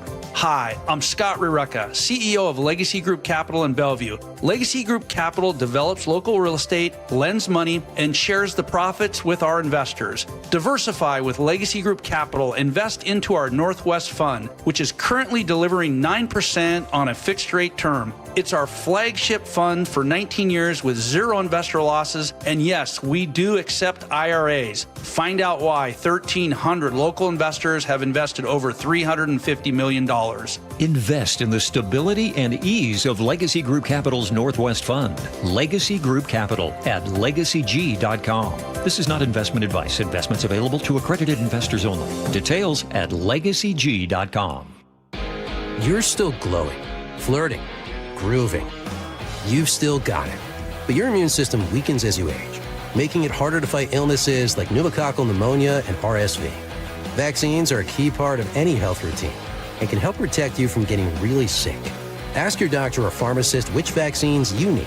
See more at PfizerForAll.com. Sponsored by Pfizer.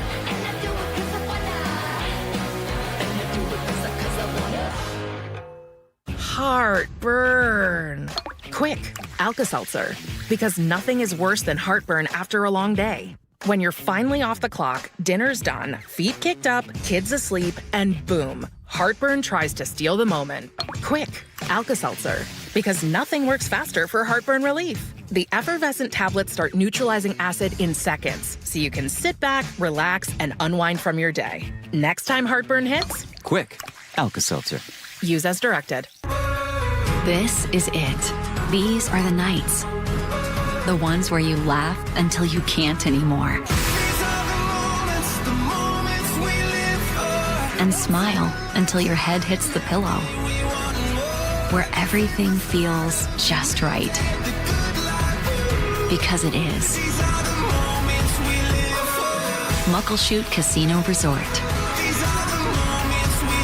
Must be 21 and over. Please gamble responsibly. When your closets don't work, the pantry's jammed, garage useless, most homes were never designed for real life. Charlie Harder here for Closets by Design. It's so much more than just closets, garages, pantries, laundry rooms, home offices, wall beds, all custom built. For a limited time, get 40% off plus an additional 15% off and 18 months 0% financing on approved credit if paid in full. Go to closetsbydesign.com or call 1-800-BY-DESIGN. Jazz Alley invites you to a special evening with Grammy-winning guitarist and vocalist John Pizzarelli, presenting Dear Mr. Bennett, a celebration of Tony Bennett and the Great American Songbook. August 13th through the 16th, tickets at jazzalley.com. This is Justin Shirley, CEO of State Roofing and Exteriors. Our summertime savings event means 0 down, 0 payments, and 0 interest for up to 24 months, backed by our unbeatable warranties. Call 866-ROOF-ROOF or visit stateroofing.com today.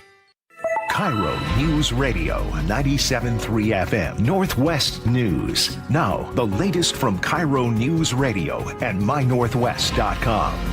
Good afternoon. I'm Aaron Granello. A new state fund designed to fix police staffing shortages in our state is not producing promising results. KIRO News Radio's Katrina Gishard reports the state recently handed out nearly $47 million. That first round of funding only paid for 74 new officers across all of Washington. Some departments took massive grants without adding a single officer to the streets. The Jason Ranch Show on Seattle Red 770 AM reports the Auburn Police Department took home nearly $4 million but hired nobody. Officials say departments can legally spend the money on other needs like mental health response and community outreach.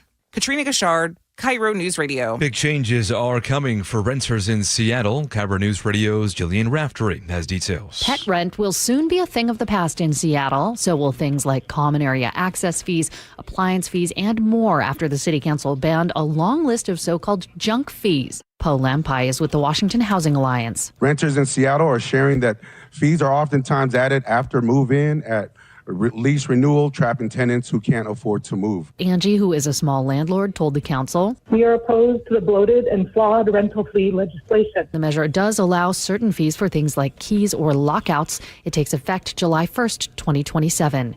Jillian Raftery for KIRO News Radio. A blind former Boeing employee has filed a federal lawsuit claiming the company failed to accommodate his disability and then fired him.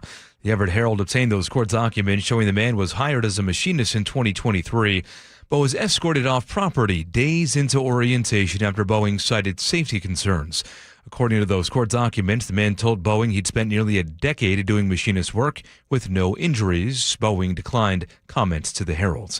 Cal Raleigh says the Mariners' underperformance this season starts with him, calling himself awful. Raleigh says he and the team have to find a way to be better. We just got to play better. I mean, ultimately, we're just playing very, very, very bad baseball, and every facet of the game, you got to pick it up. Raleigh has been slumping all season as the M's are now 8 games under 500, 4 games back of the first place in the AL West. M's will look to end their 5-game losing streak in New York tonight. First pitch against the Yankees at 4:10 on our sister station, 710 Seattle Sports. Now for a check on traffic at 2:33. Here's Nate Connors. Thanks, Aaron. This one brought to you by your Seattle Mariners. No surprises at the moment, and we are collision-free. South 5 heavy from Northgate to I-90. Linwood to Seattle taking you right around a half hour. North 5, we've got scattered backups between the Michigan Curve now and the Ship Canal Bridge. Very typical. Plan on 25 minutes to get through this. Once you do, though, you're wide open until you get into Shoreline, where it's starting to get crowded. South 405, we're pretty slow now from 520 to the VMAC. Bellevue to South Center, 35 minutes. Seattle to Federal Ways at a half hour. Get our usual backup starting near Interurban Avenue. Over to Maple Valley, southbound 169, 3 miles of backups between Cedar Grove and State Route 18. I believe this is due to road work. And southbound 167 continues to fill in south of State Route 18 into Sumner. Don't miss fireworks nights all summer, presented by T-Mobile. The next show is August 21st as the Mariners take on the Cubs. Get your tickets at mariners.com/fireworks. KIRO News Radio, real-time traffic. I'm Nate Connors. Mostly sunny skies this afternoon. Highs topping out of the mid to upper 70s today, looking at 75 degrees in downtown Seattle. I'm Aaron Granillo, KIRO News Radio.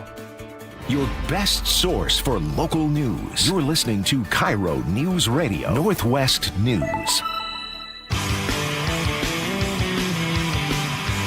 All right, welcome back to the show. This is a really interesting topic, especially, it's just kind of a slice of how life used to look versus what people allow their kids to do now. There was this piece in the New York Times about a woman, her name is Mallory Shirley, who got a knock on the door one day from a CPS employee who had been called to her home because somebody saw her child, who was 6 at the time, playing at a park. I believe it was about a half mile away from the house. Yeah.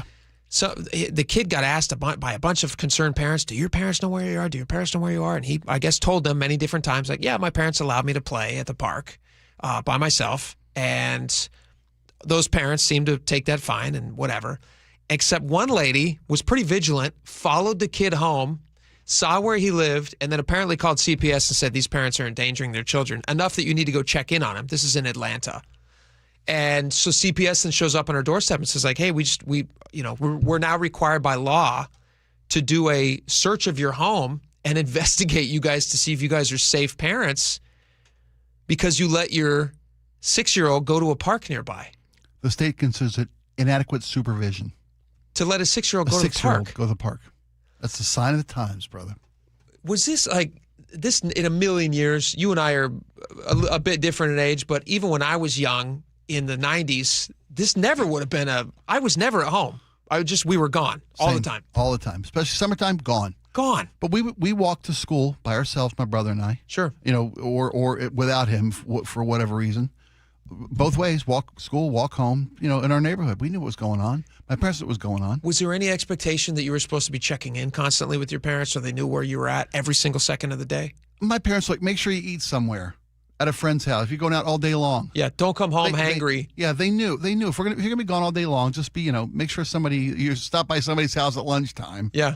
My mom fed people who were over our house playing in the pool around the time of day. My mom put out whatever it was. It all evens out. Every parent knows the deal. But is it a different world today?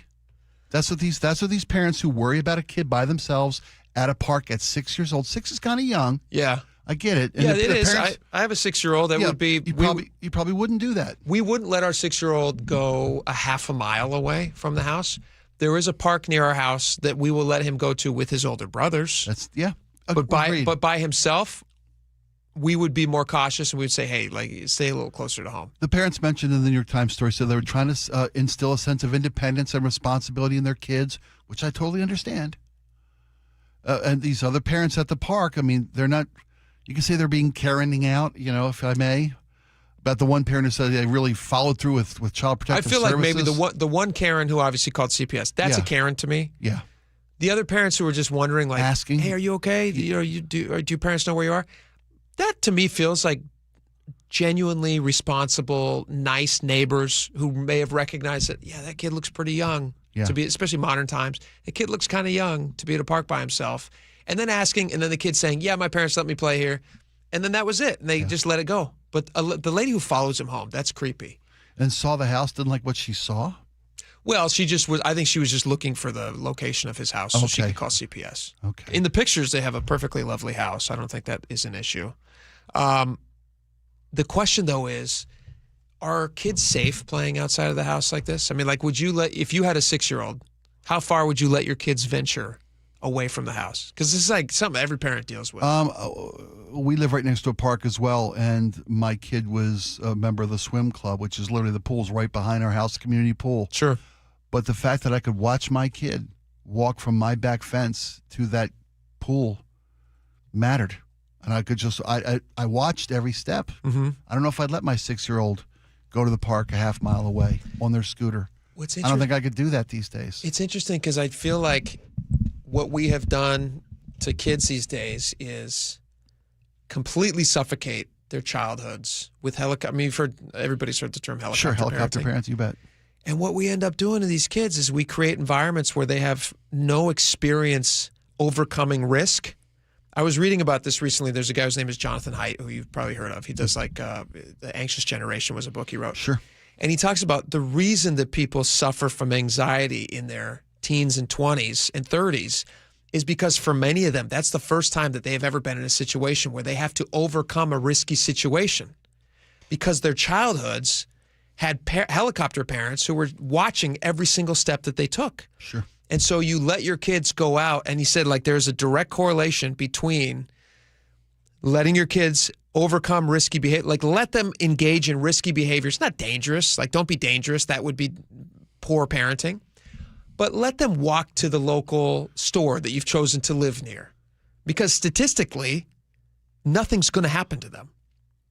And let them overcome being scared in those situations so that later on in life, their hands don't start shaking when they have to go in for a job interview. Is this a product of the world changing or media changing and parents hearing stories about horrible things that happen to kids? Oh, I'm sure it's putting that back it's in the their latter. mind. The latter, yeah. I think statistically it's gotten way safer. It has. I was going to say it has gotten way safer. Yeah. The problem is we see every bad story gets picked up and gets eyeballs. 100%. It's clicked out. Yeah. And if you're a concerned parent and you see a story that says like, oh, kid abducted or something. Right. Next, you're never leaving that kid out of your Well, then sight. algorithms go like, I'm going to show you every child abduction story in the world. Because you read it, you read it, and now you know about somebody who, took a kid in Ireland, but now you think that your local neighborhood isn't safe. Have you seen the TV show from Japan where they let little kids go do adult tasks? It's adorable. adorable. And they follow these kids around, yes. right? I mean, they have film crews, and these kids have to they're 6 years old, they get on buses. They're 2 years old. They go,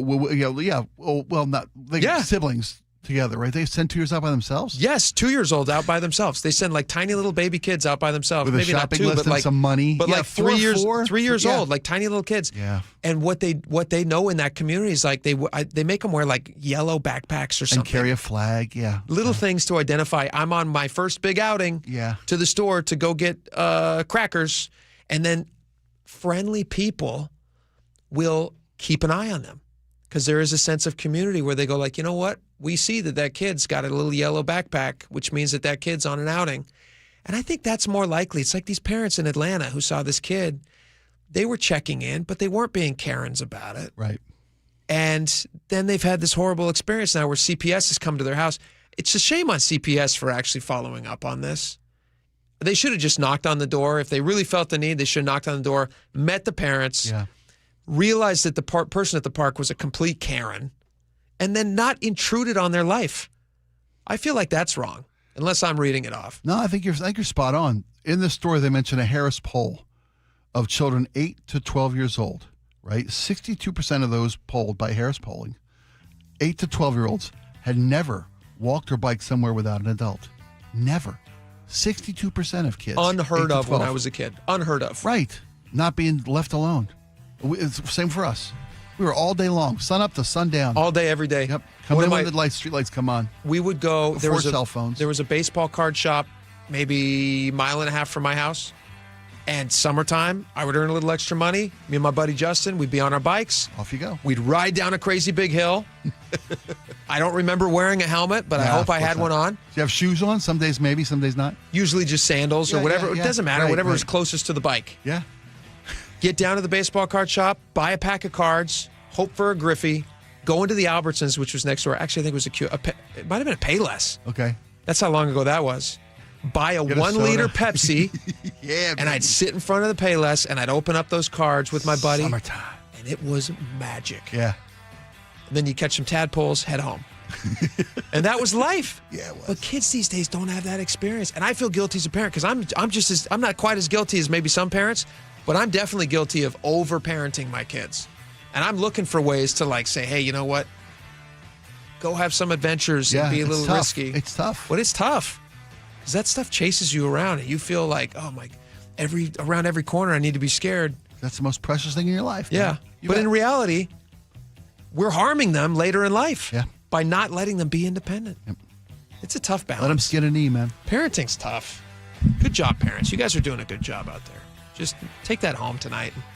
Tell your husband or your wife, good job.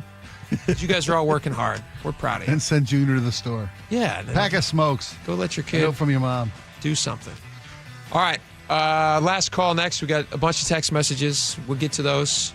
You still can get some in. 888-973-5476. Stick around. Be right back. Certain industries expose workers to hazardous chemicals. If you worked in a paper or pulp mill, or in aircraft manufacturing or painting at Boeing, and have a child born with birth defects, your child may be entitled to legal damages as a result of your exposure to such chemicals. Birth defects have been linked to toxic chemicals, metals, and solvents used in these industries. If your child was born with brain or spinal cord damage, organ or limb malformations, blindness, cerebral palsy, genetic damage, or other birth defects, and you're a past or present worker in a paper or pulp mill, aircraft manufacturing, or painting, contact us now toll-free at 1-866-99-TOXIC. Your children may be entitled to legal damages. If you're a past or present worker in a paper or pulp mill or aircraft manufacturing or painting at Boeing, and your child has a birth defect, call toll-free at 1-866-99-TOXIC. Your call is confidential. 1-866-99-TOXIC. Message authorized by Weinstein Cajano, 600 University Street, Suite 1620, Seattle, Washington. Jane is a small business owner. Tell them what that's like, Jane. Yeah, well, it's like a roller coaster with a lot of ups and downs, and some days things can feel like they're flying off the rails. Yep, it's a lot. But the Total Solutions Advantage only from Comcast Business can help you manage it all. With the largest, fastest fiber-powered network designed for 100% reliability with business internet and wireless connect. Nice. So everything stays on track. The Total Solutions Advantage. No one does business like Comcast Business. The more solutions you add, the more you save. Get started today with a qualifying internet package for as low as $60 a month when you add an advanced solution. Plus, new customers, ask how to get up to $1,500 in prepaid cards when you add 2 lines of mobile to a qualifying gig bundle. Don't wait. Call today. Limited time offer. Restrictions apply. New customers only. 1-year agreement, paperless billing, and automatic payments with bank account required. $60 offer requires 300 meg internet, security edge, and additional qualifying service. Equipment, taxes, and fees extra. Prepaid card offers end 9/13/2026. Hartley Wilcox here. I'm sure you've heard the saying, you are what you eat. And everyone knows eggs are an incredible source of natural protein and omega-3. But have you ever stopped to think about what the hens eat to make the eggs great tasting and even healthier to eat? At Wilcox Farms, we believe in nature-first nutrition. Our hens enjoy pasture access and a diet of organic grains and flaxseed. That means vibrant golden yolks, richer flavor, and higher omega-3s for you and your family. When you choose Wilcox, you're not just buying eggs, you're investing in real nutrition and real value. Because healthy hens make healthy eggs, and healthy eggs make healthy, happy families.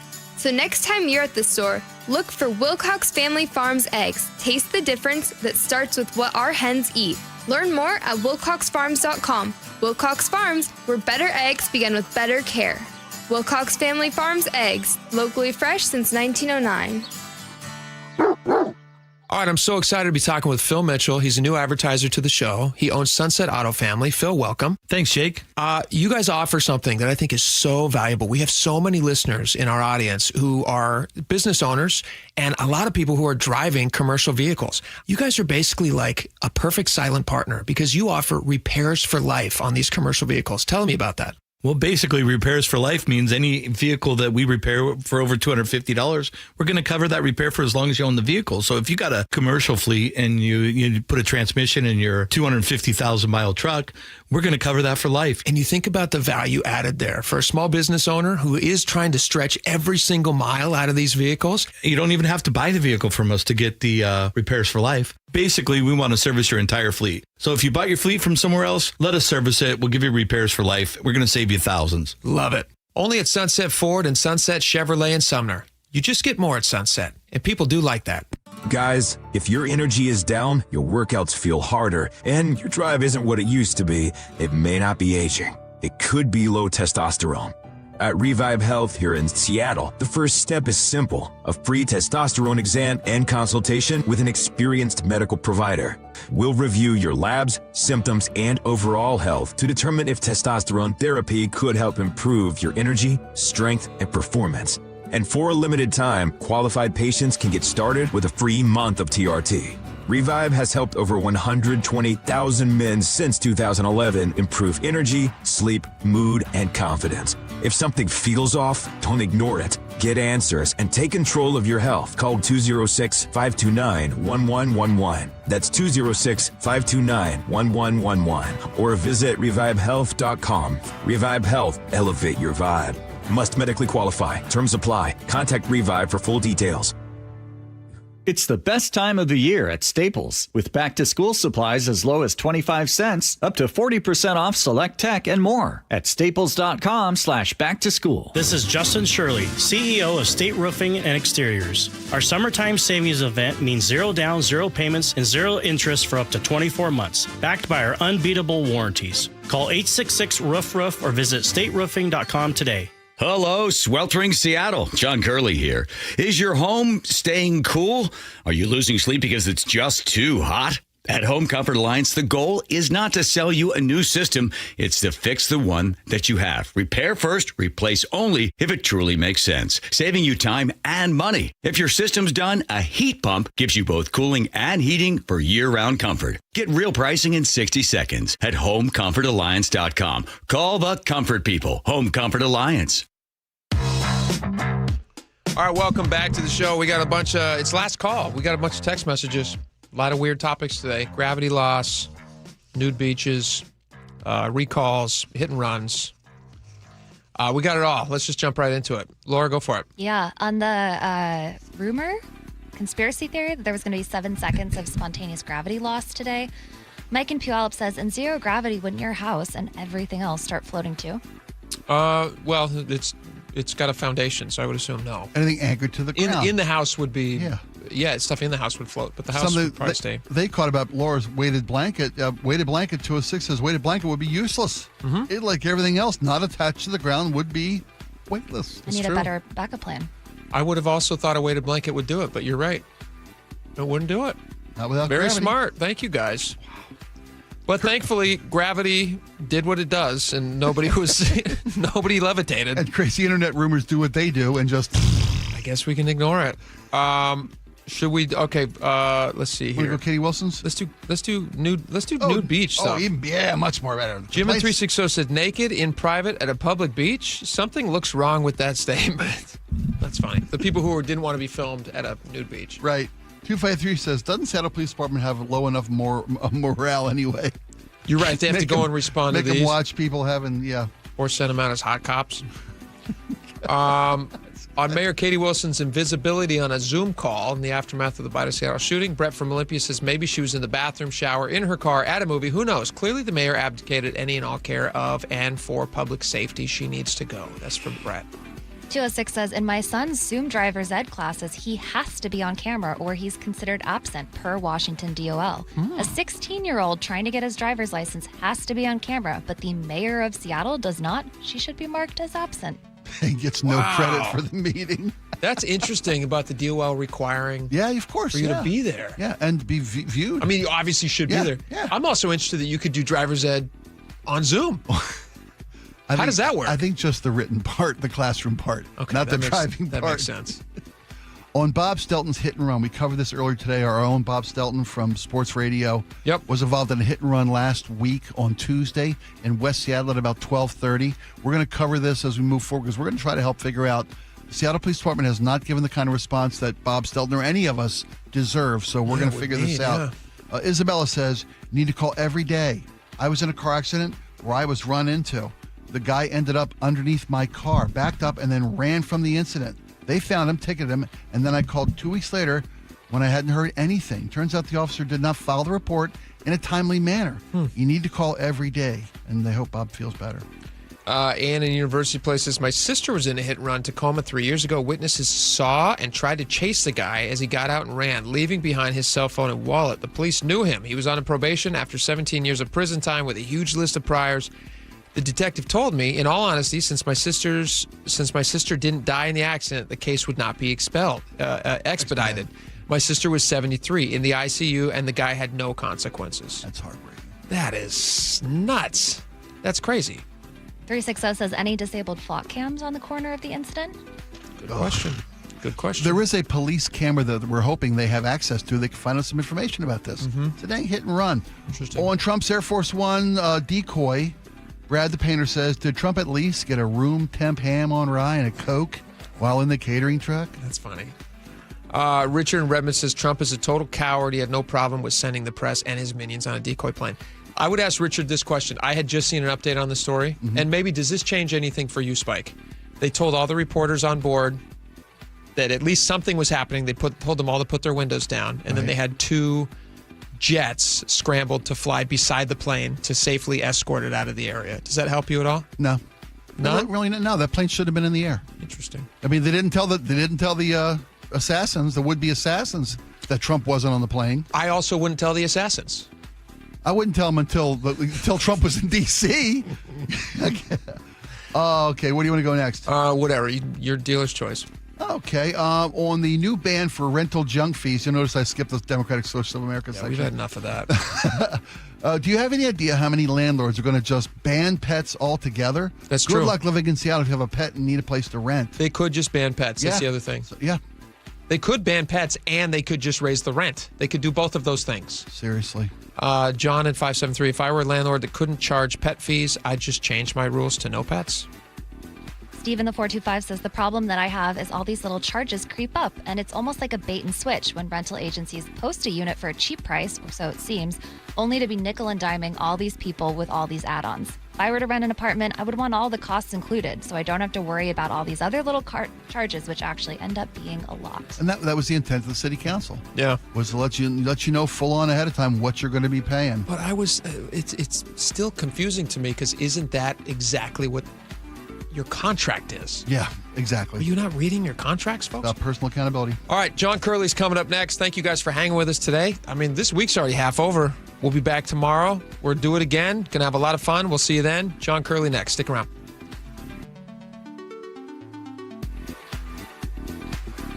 Hi, I'm Chuck McDowell, the timeshare cancellation guy and founder of Wesley Financial Group, and I want to set the record straight. I am not an attorney. I've never wanted to be an attorney, and the truth is I really don't even like attorneys. If I sound like an attorney, I'll apologize. But what I've learned in my 15 years in the timeshare cancellation business is you don't need to be an attorney to get folks out of their timeshare.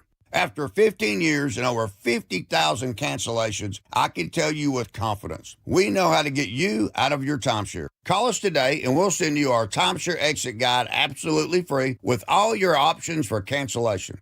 Attorneys, this was meant to be funny, so please don't sue me, especially my friend Kenneth from Black River Falls, Wisconsin. Call now for your free timeshare exit info kit. 800-881-8686. That's 800-881-8686. 800-881-8686. Hi, how can I help? Well, my husband and I feel like we've outgrown our current money manager. I see. Our lives have changed, and we need something more than just mutual funds to help us in retirement. She's right. I hear that often. At Fisher Investments, we'd start by getting to know you, your finances, family, health, lifestyle. We tailor a portfolio around your goals and needs. Sounds good. Can you help with estate planning? Yes. We have a team of specialists who can help you with estate planning, Social Security, investment income, and more. We'll get to know your whole financial picture and help keep you on the path to a comfortable retirement. And your fees? We have a simple, transparent fee that's a percentage of the value of your portfolio. So we do better when you do better. I feel better already. At Fisher Investments, we're clearly different. Learn more at FisherInvestments.com/different. Investing in securities involves the risk of loss. How would you like to invest in the Seattle real estate market, one of the hottest and most stable regions in the country, and achieve a great rate of return on your investment without the effort of sourcing a deal, the expense and time of building permits, or all the hassles that come with being a landlord? Hi, I'm Scott Rirucka, CEO of Legacy Group Capital in Bellevue. Legacy Group Capital develops local real estate, lends money, and shares the profits with our investors. Diversify with Legacy Group Capital. Invest into our Northwest Fund, which is currently delivering 9% on a fixed rate term. It's our flagship fund for 19 years with zero investor losses. And yes, we do accept IRAs. Find out why 1,300 local investors have invested over $350 million. Invest in the stability and ease of Legacy Group Capital's Northwest Fund. Legacy Group Capital at legacyg.com. This is not investment advice. Investments available to accredited investors only. Details at legacyg.com. Good afternoon, I'm Aaron Granillo. Your best source for local news. Newly released police video shows the arrest of a 17-year-old. KIRO Newsradio. Guys, I'll never forget the first time I saw somebody get results at our clinic. He was an 81-year-old man who hadn't been intimate with his wife in over 8 years. Viagra had stopped working for him, and he was desperate for help. After several treatments, he walked into my office and told me he couldn't believe the results. Needless to say, this was a very happy man. This man made me a believer in what we do. He had taken pills for years, but he had never fixed the problem. When he came to us, we fixed the problem. Our treatment does what no pill can do. So give West Coast Men's Health a call today. Speak with our clinic manager. Ask him any question you like, how it works, the science behind it, and even the cost. Change your life today, like the thousands of men who already have. In addition to treating ED and Peyronie's disease, we now offer testosterone replacement therapy.